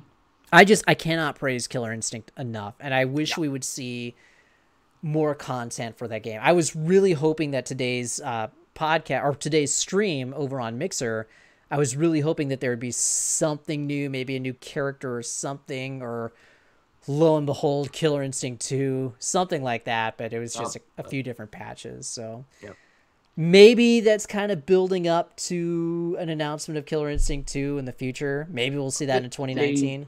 They could be seeing, hey, do people still love this game? Do people still the hype for it? So we can release a KI2 or a Season 4 worth of characters. So who knows? This could be just kind of testing the waters. Yeah, it's time for Killer Instinct to come back in a big way. It's also finally time for Tekken Cross Street Fighter to happen, because that game's been rumored for a long time. And how did you feel about Street Fighter Cross Tekken? Because I liked it outside of the gem system. I thought the gem system was going to be a lot cooler than it ended up actually being, but it ended up ruining the game. Yeah, it kind of did. I have a soft spot for it because I was actually kind of good at that game. Mm-hmm. I think I remember getting like a 10 win streak online on that game not too long after it came out. So I'll always have a soft spot in my heart because I usually get bodied online now. And then we get into all the Street Fighter, the Capcom versus series. Obviously, the most prominent one being Marvel vs. Capcom. That's now taken a dip thanks to Infinite. But MVC2 is the high point for me. I think the thing that killed, going back to Street Fighter Cross Tekken just for one second, I think the thing that killed the game for me and for a lot of people wasn't necessarily the gem system, but it was that DLC controversy where they had the DLC plan and all the DLC that they were going to bring out was already on the disc. Right. And now you had to pay to unlock the content that technically you already bought because it's on that physical disc. And that's kind of what people are thinking about Cross Tag right now, because the characters that are DLC are already in the story mode. Oh, I see. Which is also kind of the same way for Mortal Kombat X, because a lot of those characters that became DLC were also already in the story. Not all of them were, but it looks like in BlazBlue Cross Tag, all 12 DLC characters are ones that are already in story mode. So it seems like I already have. I don't understand, but yeah, same kind of controversy there. Mm-hmm. Yeah, the Capcom versus series, when you deal with like Street Fighter versus X-Men, or the high watermark in general, Capcom versus SNK 2. Oh man, that was such a great game, and that came out kind of in those dark ages before Street Fighter 4 revived the scene. The fighting game scene was just like practically dead. Yeah. And Street Fighter Capcom versus SNK 2 is one of the only things keeping it alive. And it is still. I played that game maybe last month, and that game still holds up beautifully. It does hold up. Oh, because SNK, King of Fighters, that series, we talk about that forever. Because really, the only downside for me in King of Fighters was 12, I think. This was when they had like the huge sprites on screen. I thought it was almost too big, but 13 was fantastic. I enjoyed 14 for what it was. I realized it wasn't as good as 13. 98 was still a high watermark for me on that one. 98 Ultimate or 98 Dream Match, whatever they called it. Was fantastic. Garu, Mark of the Wolves. Oh my goodness. I hope and pray for Mark of the Wolves too. I Yeah. feel like it's gonna happen, but I don't know for sure. And of course, SNK spun all this from the Fatal Fury series, from the Art of Fighting series, from sometimes Samurai Showdown got involved in that stuff too. But SNK was the fighting game company in that time there. I feel like it's about time because when they brought out King of Fighters 14, they went all in on this game, and I really respect what SNK did for King of Fighters 14, and they've still been supporting it as well, which is remarkable. Yeah. But I really respect them because they went out and got the original producers back, and they pitched it to the head honcho over there, and he was like, "All right, we can do this, but if we do this, we're going all in, and we're going to try and make SNK #1 in fighting games again." And they said, "All right." So that is SNK's mission. So it's not just with King of Fighters, but whatever they have coming next. So Hopefully, a Samurai Showdown. I'm expecting a revived Samurai Showdown anytime. But I would also love a Capcom versus SNK 3. That would be sick. I think I'd rather see Samurai Showdown 7 instead of a Capcom versus SNK 3. I'd rather see Capcom move on to something else and be successful at it first. I could segue to that real quick. Something else, like an article I wrote today. Yeah. But also before we forget about it, how awesome. Okay, so how mired Street Fighter 3 games were, because SF3 and then is it Second Impact or Second Impact or Double Impact, something like that. So Double Impact was the Dreamcast version of 1 and 2. Anyway, 3.1 and 3.2 were looked down upon by the fighting game community because it was just too out there. Not enough characters came back. The fighting game, it just felt weird. It was a huge change from Street Fighter 2. Yeah, and even Alpha. Yeah, it was too much of a change, and the people, the players did not gravitate towards it. Enter what is regarded as one of the best fighting games ever, Street Fighter 3 Third Strike, because they got it right the third time. Well, even Third Strike, when it came out, I don't think it caught on until many, many years later. I know I didn't care for it until Daigo made it a thing. Well, I don't know if it was at that point or I think it was about the time that Anniversary Collection came out on PlayStation 2 and Xbox. Sure. Because that was a big deal for me. I picked it up on Xbox, and that was a big deal because, hey, I can play this on Xbox Live. That's really cool. But it was the Dreamcast version of Third Strike was not very good. Mm-hmm. And this was like the first time that Third Strike had been faithfully reproduced from the arcade game. So that's really when I started getting into Third Strike, and that was like 5 years after the game came out. Right. And I think a lot of people had started appreciating Third Strike, years after it came out. But then that Daigo Justin Wong moment at EVO in 2004? I think that was the one. I think so, yeah. Yeah, I think that maybe it was 2002. I don't know. But that was the one that pushed it over the edge and made people really start to take a look at that game and kept that game on life support and really kept what was left of the fighting game community going until 2009 when Street Fighter 4 came out. I'm trying to see here on eBay how much a copy of Third Strike on Dreamcast goes for now. That was another game that was loaned over to the same dude who had... Yeah, I lost a lot of stuff from that dude. You can find a complete version of Third Strike for Dreamcast for about $80. Yeah. On eBay. Yeah. Yeah. Or also, Street Fighter 4 was great. All the versions were great. And then 5. It took me a while before I got into Street Fighter 4. Was it? Because I was so hooked on Third Strike. And I liked Street Fighter 4, but... Yeah, it took a couple of years. It wasn't until that arcade edition came out in 2010. Mm-hmm. And that was the point where I was like, all right, this is a really good game now. Before I segue into the article, what was the worst fighting game you ever played in your life, you think? Wow.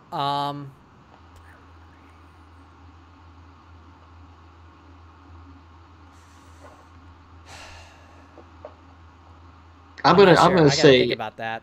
I'm gonna say the PS1 game Criticom is Oh gosh, I remember is playing a demo of that at Best Buy. is the worst fighting game I played in my life. It's even worse than Shaq Fu. Shaq Fu is not the worst thing ever. It's not great, obviously. It's not the worst. I'm not sure. I really have to do some thinking as far as what the worst one is that I played.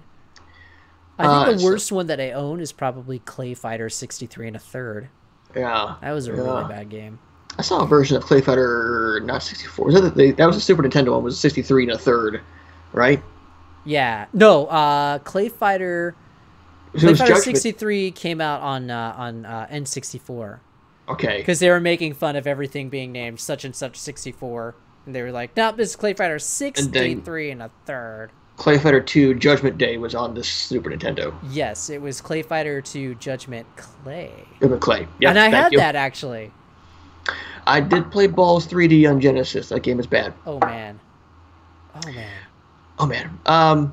So to segue into Capcom needing to take a break or get a break, I put an article up at Bacon.com about a little wish list for Capcom. They can, with Evo around the bend, what games they can announce at Evo that would make my heart sing, and put Capcom back on the right track, as they would say. So I'm a genius, first of all, because one of this is going to happen. I guarantee one is going to happen.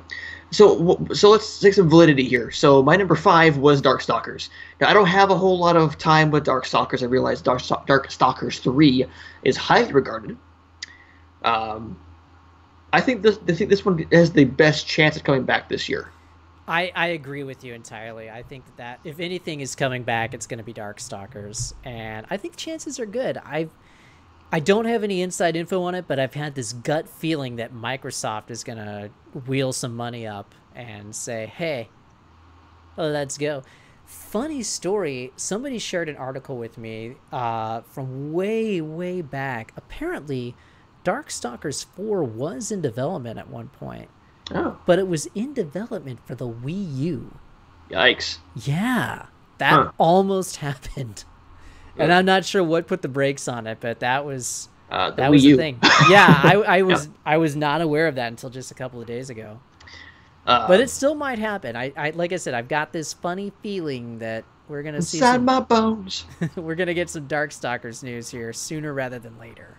Then I went to Pocket Fighter because I think the world deserves a cutesy Capcom fighting game. Because it's basically it's Street Fighter and Darkstalkers all in one game as kids, kind of doing some dumb stuff and a lot of love for Capcom's properties. And I'm not saying it's going to. I'm saying I would love that. That's what you'd love to see. That would be cool. For me, I don't think that would be something I would be really interested in.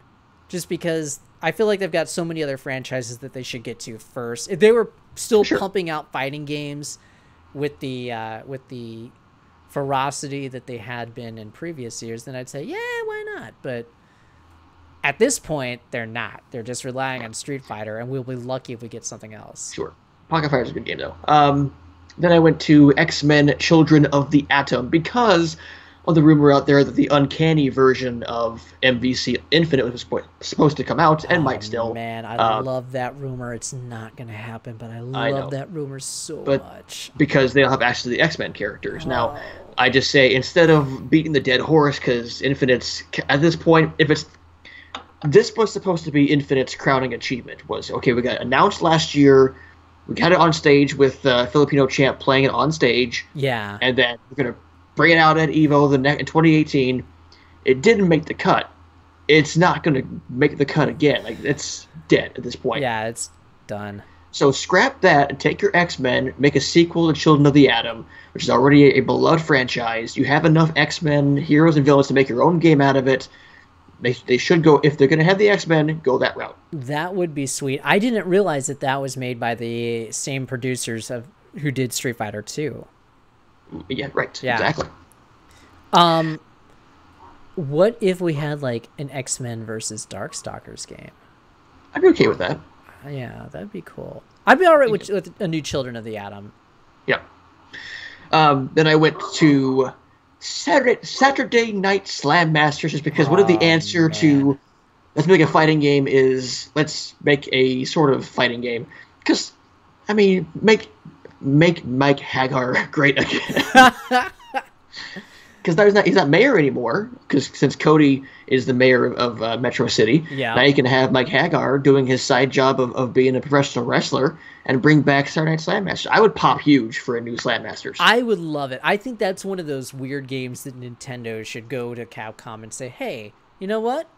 Let's do Saturday Night Slam Masters. And then they could do like all sorts of weird customization and stuff like that for fighters. Just like make it crazy. Even if it's like a downloadable game on the eShop, like that just fits with Nintendo's way of thinking, I think. Yeah. Saturday Night Slam Masters went kind of a little bit more fighting than wrestling. Sure. I think if they approached it the opposite, I think that they had it go a little bit more wrestling than fighting. I think that would strike the perfect balance. Yep. I'd be all in on that. But for me, number one, with a bullet, a new Rival Schools. Make Rival Schools the new class. And I wrote in there the perfect way to announce it. Yeah. I'll do it verbally because I want this on record in case it does happen. It makes too much sense. It's too perfect. I like it. So we're at the Sunday night at EVO at Mandalay Bay Arena. It's during Street Fighter Finals, which is the last thing on the evening. Right. We have Yoshinori Ono on stage saying, welcome. The man himself. Before he yells Shoryuken or whatever. Right. And he says, okay, let's go out. We have something to announce. The lights are down now, people. Now Sakura, who it's a CGI trailer. Sakura is now in Street Fighter V lore and esports commentator. Of course, we'll be at the mecca of esports as far as fighting games are concerned. It's meta commentary. I'm your hype man. Thank you. So she'll be announcing a fight that just wrapped up, the finals of the in her world EVO. Right. And they go off the air saying, thanks for watching EVO 2018. We'll see you next year. And they go off air. And either the cameraman or her boss or a co-caster, or whatever. Blanca, sure. Someone walks up to her and asks her, hey, now that EVO is done, we got like a little break, a little off season, what are you going to do now? And she turns to him and says, you know, I'm thinking about going back to school. Boom! The crowd would pop so hard for that. I would lose my mind, dude. I would lose my mind. Although I think Darkstalkers is far more likely to happen, my heart is with yours, and our hearts together cry out for Rival Schools to come back. And oh my gosh, I would pop so hard for new Rival Schools. And you're right, that is the perfect way to announce it. Called Rival Schools, the new class. You bring back some old characters because of the teachers, the professors, the principals. Some of these old characters, like the freaking Batman here on the front. Yeah. But then you have the new kids come in. That's how you introduce these new characters, and Sakura comes back in as like a graduate student, and and you could use the faction war that MKX laid out there and use that for your schools online. It's just all this. Capcom, hire me, please. Yep. I mean, as soon as you like sign into the game for the very first time, you have to enroll in a school. Yes. And you have in your online lobbies or like classrooms. So like the first costume, like you unlock as soon as you sign up for a school, you unlock that school's uniform as a costume. Yes. Yes. Dude. Capcom, we will be your community managers here for Rival Schools, the new class. Yeah. Dang, dude. I agree. That would be so killer. There's just like an infinite number of possibilities that could be in play if a new Rival Schools came out. Because you got to figure something big is coming from Capcom, something big is coming from Namco, because with MVC Infinite basically put out the pasture, and we're going to get to the end of this current season of DLC for Street Fighter V. Yeah, they have to announce something, and I don't think the answer here is here's season 4. No, season 4 they'll announce that at Capcom Cup in December. Right, so you got to figure Capcom has got to announce something, because big announcements for fighting games happen at EVO. I'm going to guarantee we find out what NetherRealm is doing. whether it's Mortal Kombat 11 or whatever else they're doing, we're going to see NetherRealm's next fighting game at EVO. Be announced at EVO. Maybe we should do some EVO predictions next episode. Next week we'll have Justin back and we'll do some EVO predictions because next Tuesday is the day before the best day of the year, which is my birthday. Oh, yeah. But we'll be going to EVO next week. So let's kind of put a bow on this. We've been talking fighting games for over 2 hours. Yeah, let's do it. Any fighting games that I missed that you want to give recognition to? Golly. We really didn't cover too much of the Marvel vs. Capcom series. We kind of touched on it a little bit, but... Again, 2 is the high point, and mainly because of Take You For a Ride. I'll tell you what. Smash. We didn't say anything about Smash. Yeah, well, we're going to get blamed for being Smash. We're going to be called anti-Smashers. No, look, I love Smash Brothers. Every game I love it, because I'm just the casual Smash Brothers fan. I did not like the Wii U version just because the online netcode was just complete dog meat. So hopefully the Switch version will be better. I will make a confession. I was not into Smash until the Wii U version. That was, I mean, I had played it, but the Wii U version was my introduction. And Anders the Panders says, "Don't smash the Smash." We would never smash the Smash. No. I'm very much looking forward to. I'm looking forward to Ultimate. Devotees of Smash, but right. I tell you what, we are definitely looking forward to going to EVO and getting our hands on Smash Ultimate, and we're going to try and get as much hands-on time and as much footage as we possibly can. So that's going to be the game we need to watch out to be trampled for, because that's going to be the Dragon Ball Fighter of this year's EVO. Also worth mentioning, I think Dave Barry mentioned on the article, Power Stone. Oh my gosh, how could we forget Power Stone? That was like... I think a game I still wish that I had on Dreamcast. If I would have extended my wish list to like 10, then yeah, Power Stone would be in there. I don't know if Power Stone could play in 2018 anymore. Even then, it was kind of confusing. I love Power Stone, don't get me wrong. Power Stone 2 was fantastic. I don't know if that's what I want in 2018, though. I think it could play, especially with online stuff. Yeah. I mean, again, it's probably like my 6th out of my top 10 Capcom games to revive Power Stone. What else I failed to mention? Obviously, like Puzzle Fighter. Real quick, Anders the Panders, what third-party character would you like to see in Super Smash Bros. Ultimate? Because we really haven't gotten announced. We know every character from every Smash game is going to be in this game, but what... You know, there's got to be like at least 3 new characters. Right. Real quick, top 3 characters you want to see in Super Smash Bros. Ultimate. I think we had said ours. I think I might have said my number 1 was Dante. Like seeing Dante take on Bayonetta and Dante taking on Cloud would be awesome.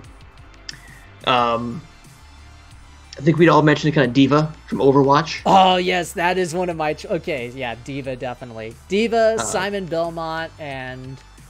That's not third party, though. That's Nintendo. At that point, Simon Belmont is Konami.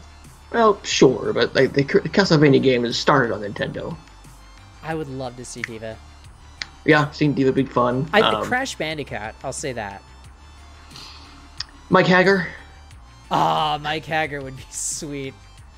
In lieu of Zangief being in it, I would say Mike Haggar, but you gotta figure they gotta have projectiles, right? Because even Ryu has projectiles, even Snake has projectiles, so you gotta figure it has projectiles, right?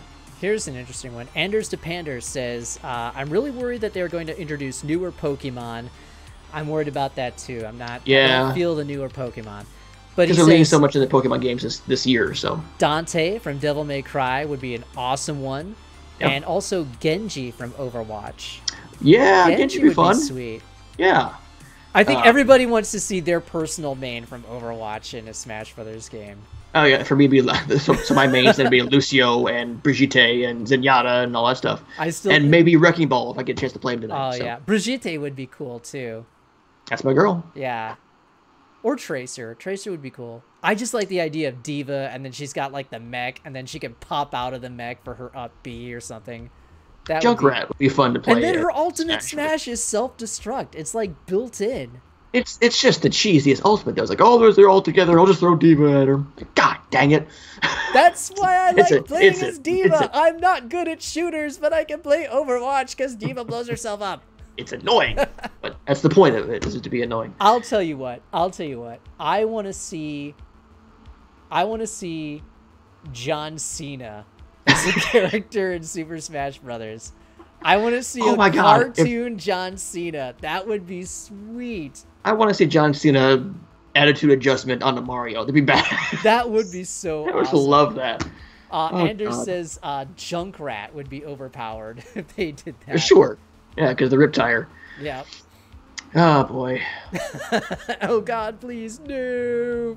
I assume John Cena. It would be great. And his taunt is... His taunt is you can't speak. I was going to say his ultimate smash should be almost like Akuma's Raging Demon, where, like, if you catch him, it, like, kind of goes dark, and then it's like, you can't see me. And then he does, like, the 5 moves of Doom. I would rather him do that and then come out saying, and his name is John! And Michael Cole screams, vintage John Cena! Oh my! Hey, thanks so much, Anders. We hope you do follow us, and we hope you check us out for subsequent podcasts. We're here every Tuesday night at 9 p.m. Eastern. We go for about an hour and a half, 2 hours. And then Twitch, Mixer, YouTube, Spotify, and Anchor. Yep, plus more. I don't know everything that we're out on. We're out on that much at this point. But yeah, we post, if you can listen to the audio versions like the day after, and yeah, it's cool. We've been doing this for about a year now, and we have fun. We like it. Definitely stop in. We like it. We like talking to everybody here. Yeah. Delete! There it is! Delete! Delete! Anders the Panders has joined the Nerd Bacon army. Wonderful. Thanks so much for the follow. We appreciate it. I would love to see NetherRealm take WWE Immortals, the phone game, and make that a full-fledged fighting game. That would be pretty cool. Yeah. I'll tell you what. Here's a fighting game I've always wanted to see. Is a fighting game based off of G.I. Joe. Sure. Yeah. Could you imagine the crazy special moves and everything, like Snake Eyes versus Storm Shadow, Cobra Commander as a fighting game character? You might be able to get that through Mugen, which I don't want to mess with Mugen though. I want like an honest to goodness G.I. Joe Street Fighter. I know. I'd be remiss to not mention TMNT Tournament Fighters because that game is amazing. Oh man, that would be sweet. That game was great. I'd love to see a new one of those. Yeah. Maybe done by NetherRealm because they have the assets from Injustice. Oh, Sly Boots. Interesting. So Injustice 2 is great. Any other games you want to mention before we kind of sign off here tonight? Let's see. Anders says fighting game between Diablo characters and Torchlight or even Path of Exile. That would be cool. That actually jogs in my mind. Remember, what's his face? Oh my gosh, I can't remember. I knew him well. No, he was one of the Street Fighter 4 guys. Seth Killian. Remember? Yes. He got hired by the League of Legends dudes. Right. Like 2 or 3 years ago. Yeah. And he's disappeared. We haven't heard from him since. It's like they kidnapped him. Because he was working on Rising Thunder, which came out in Alpha. Yeah. And then that got scrapped because he got hired on by Riot. Yeah. So what's going on? It has to be a League of Legends fighting game, right?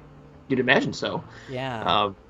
What would it take for Blizzard to get into the fighting game genre? They've got everything else. They got the first-person shooters. They got the Diablo hack and slash. They got MMOs. They got card games. They got RTS. What would it take for Blizzard to take all their characters and make a fighting game out of it? I don't know. That's a really good question. I'm kind of surprised that they haven't yet. I think if they could find a way, they've got to find like some kind of innovative hook, right, for their fighting engine, and some way to be able to keep it going well beyond the release date. Because Blizzard will never half-ass anything. Right. Like, if they're going to make a product, they're going to go all in on a product. And every Blizzard game has this weird addictive quality to it that just I don't know if it's like black magic that they're working behind the scenes or something like that, but Yeah. I don't know. They got whatever they do. It has to be more than just simply like a Street Fighter clone or something like that. There has to be a unique gameplay hook. So Sure. I hope they figure it out, because I would love to see Blizzard take an honest to goodness crack at fighting games. Yes. Thoughts on modern day pinball games really quick. Oh my gosh. I see far too few pinball games. The Zen pinball games and stuff like that you can play online are kind of cool, because you got all the different virtual stuff. But the Pinball FX stuff, that because you can buy a special board and they carry over between console and PC. They link to I think they link to your account, and all the stuff from FX2 came into FX3, and all the Marvel themed ones they have for that. I really enjoy FX, even if it doesn't like feel quite right. I think those tables, I would love real life versions of those tables. They're impossible, but the FX games are fun. There's just no replacing an actual pinball table. Just the feel of it, the feel of it, the sound of it, kind of the weight of it as well. The weight of the ball when it hits the flipper. There's just the force feedback of the machine. There's no replacing that. You haven't been yet? Semi-annually over at Adventureland, they do those arcade auctions. You really need to come check those out, because they have like all these awesome vintage pinball tables. They had like a Street Fighter 2 pinball table from like 1992 that was on sale.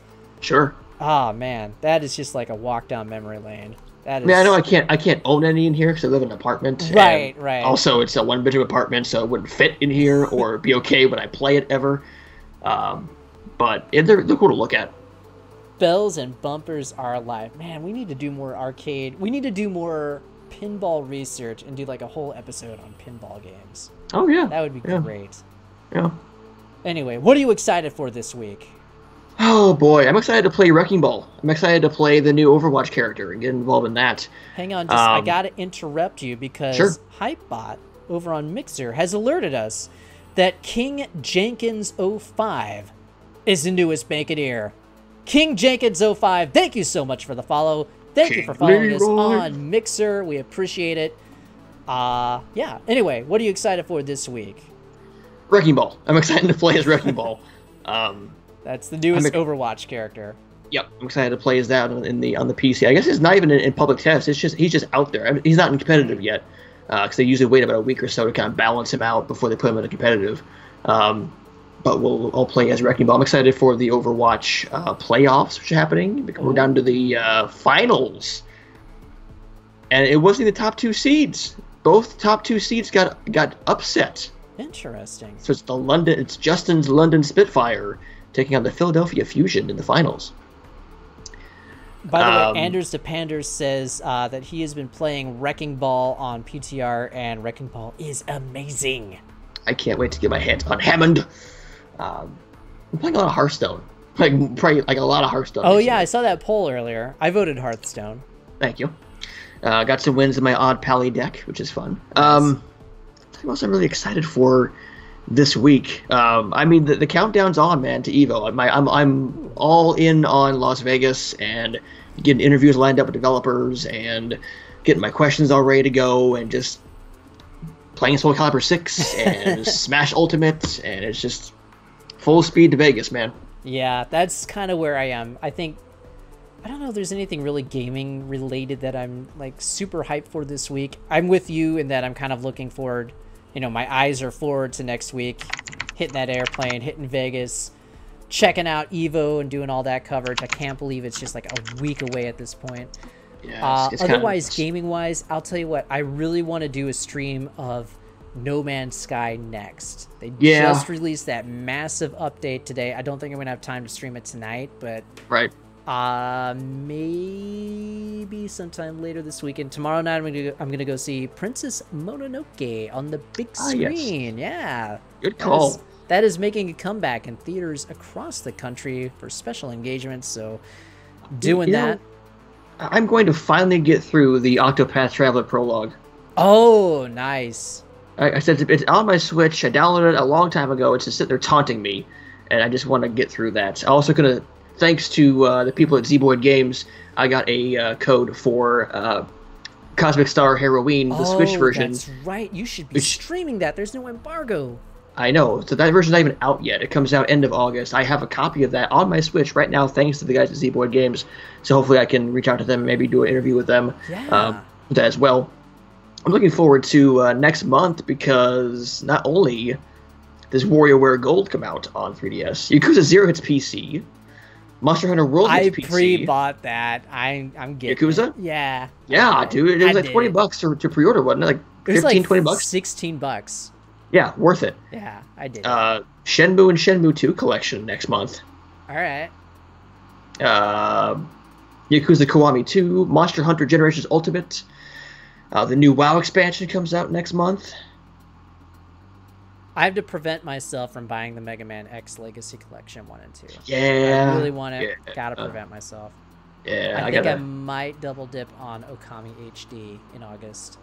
I've never played Okami, and I feel like it's a glaring omission from my gaming life is Okami. It is such a beautiful game. I'm going to hold off on buying Captain Toad on Switch because that blasted cursor on screen at all times thing is a bummer. I'm not sure what you're talking about. So the Wii U version, you didn't have to worry about that, but on the Switch version, if you're playing it with the Switch docked, there's a cursor on the screen at all times that I guess reacts to the infrared on the Joy-Cons. Oh, that's weird. But yeah, when you're using it handheld, it's not a problem, but docked, it has the cursor on there at all times. It's really annoying. They can't patch that out? I'm sure they could, but... That's a weird choice. That's too bad, because if you don't believe in Captain Toad, he won't exist. $40 still seems kind of steep for that. And it says the guy who spent $50 on Sushi Striker and loves it, by the way. I think I'd rather spend $50 on sushi. I love that. Mm. Anyway, my announcement is that I'm going to bring back the ranking of fighting games. Whoa, it's happening. And so here's my thing. I'm going to take the old list, scrap it, done. What? Because I'm going to restart the list for Nerd Bacon. Because I started the old ranking list back when Vici Spectra was a thing. Rest in peace. But now I'm going to bring back the list, start from scratch, for Nerd Bacon YouTube and Nerd Bacon site. Nice. So the whole list all over again. Get you guys involved in that. So we'll restart the list. We will rank every fighting game ever made to see what exactly is the best fighting game of all time. I love it. Those were great videos. I got a chance to participate in some of those, and those are good times. So I am looking forward to that. Nice announcement.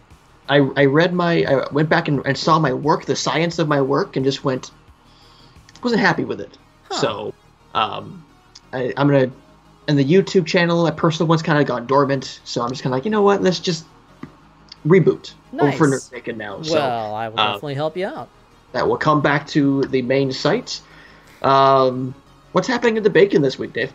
Bacon this week, I'm working on an article on Amazon UK ending its discount for new games. That's probably going to come over the US at some point. And the reasons why so many retailers are dropping their discounts. We kind of talked about that at the top of the podcast. Otherwise, what's coming up at the Bacon? Just getting ready for EVO. I've got a preview for this awesome-looking 2D racing/brawling game called Speed Brawl. It's tough to describe, but go check out. It's just a really short preview article. There's a trailer for the game. It looks cool. Actually, the developers read that article and gave me some thumbs up on it, and we've been kind of talking back and forth. So hopefully they will come on the show to talk it up at some point. Very cool. They said there's an element of professional wrestling, though. Sold. Yeah, that's what I said. I was like, what? We are huge fans of professional wrestling. You have to be on the show now. Yes. So there's that, and then really just building up to EVO, and then a super secret breaking story that we're going to have on August 20th. Yeah. It's a world exclusive. We can't say anything more than that. Yeah, we have info to share. And you definitely want to be watching Nerd Bacon, the site and the podcast, over the next few months, because we have some stuff, we have some info that nobody else has that is going to change the way you think about gaming. It's going to be cool. It's going to be cool. I'm going to knock out a few. Go ahead. I was just going to say, Anders had a suggestion for you saying, I feel that there should be a chart separation if you make that list, referring to the fighting game ranking. So, probably, for example, not every Street Fighter game is created equal. I would make 2 charts, one for retro and one for modern. That's kind of a cool idea. Yeah, I think I've been drifting more towards the retro ones, trying to play them as they were intended, because the newer ones, they're always getting patched, they're always getting DLC. Yeah. So I can't really rank Injustice quite yet. I can't rank Dragon Ball FighterZ. I can't rank Tekken 7 just yet. But I can rank Street Fighter 2. I can rank Fight Club. I can rank... I can rank Weapon Lord for the Genesis. I can do that sort of stuff. Kokido Chojin? Kakido Chojin? Yeah. I have that for Xbox, yeah. Yeah. I went to our local GameStop and I bought Yu Yu Hakusho Ghost. I've never heard this game before. It's a fighting game. I went, okay, I'll buy it. I love going to old game stores and just finding games I've never even heard of and just buy them. I can't wait to see the import goodness they have at EVO. Because remember there was that one EVO stand you almost came away with Tatio Drum Master last year? I love about Tatio Drum Master. If they have a Action Replay Max for the Saturn, I'm buying it. Oh my. Because the Action Replay Max will fit in the back of your Saturn and allow you to play Japanese imports on your Saturn. Boom. Which costs less to buy. I always want to take an arcade stick and have them do that little install like one of those little switches so you can play on PS4 and Xbox. But yeah. Then I'm also like, I have to pack clothes, so right. Well, we'll have extra bags this time, so I'm definitely buying something at that stand this year because I almost bought Taiko Drum Master. I'm kicking myself for not doing that last year. Well, maybe it'll be back. I might buy Dead or Alive Extreme 3 if they have it, and if it's a reasonable price. Oh. Of course you are. Yeah. It'll be funny. Of course you are. It'll be funny. We'll stream it. It will be funny. All right, we need to get out of here. We're at almost 2.5 hours, and it feels like it just started. I feel like I could keep talking all night. Sorry for keeping you up so late, my man. No, you're fine. This has been great. I really enjoyed it. We so next week we'll have our third. So we'll have Justin back in the saddle again. We'll discuss our Evo predictions. Says, do it. Con queso. We'll have Justin back in the saddle. We'll do our Evo predictions next week. Also hype up my birthday, so you guys better plan your shopping accordingly. Stun City Sailor Moon ranked number 1. What was Stun City Sailor Moon? I've heard of that game, but I haven't ever played it. Okay, go on. I'm sorry. I keep interrupting. You're fine. You can find me on Twitter at Jepheroth, Jepheroth. It's like Sephiroth, except Jeff Roth. Also find me on Twitch at twitch.tv/Jepheroth. I may do some streaming, hopefully play some Wrecking Ball tonight. If not, I stream about 3 or 4 times a week playing a hodgepodge of new and old games. I'm going to rattle off some more sizzle reels coming up soon of games such as Laser League and such as Icon Combat Arena and a couple more things to get out there sizzle reel wise. Twitter and Twitch at Jepheroth, also at NerdBacon. Okay, Stun City is a YouTube channel, and they ranked Sailor Moon number 1. That's interesting. I'll have to take a look at that. I stole this idea from Giant Bomb. I love GiantBomb.com. It's the best site that's not NerdBacon. I stole this idea just from them, so I'm doing my home version of their science and ranking my own fighting games. So there you go. That's where it came from. All right. Well, you can follow me on Twitter at Dave the Watchman. You can also follow us at NerdBacon or at Nerd_Bacon on Twitter. There's another NerdBacon on there, and imposters. Otherwise, bookmark the site. Check it out, nerdbacon.com, for all the goodness. You are watching us on Twitch or Mixer or YouTube at our channel. So if you haven't followed us yet, go ahead and give us a follow. It's free, and it makes us feel light. So warm in the heart area. There's a Sailor Moon fighting game that you can do infinite stun, thus the name. Boom. I like it. We should play that.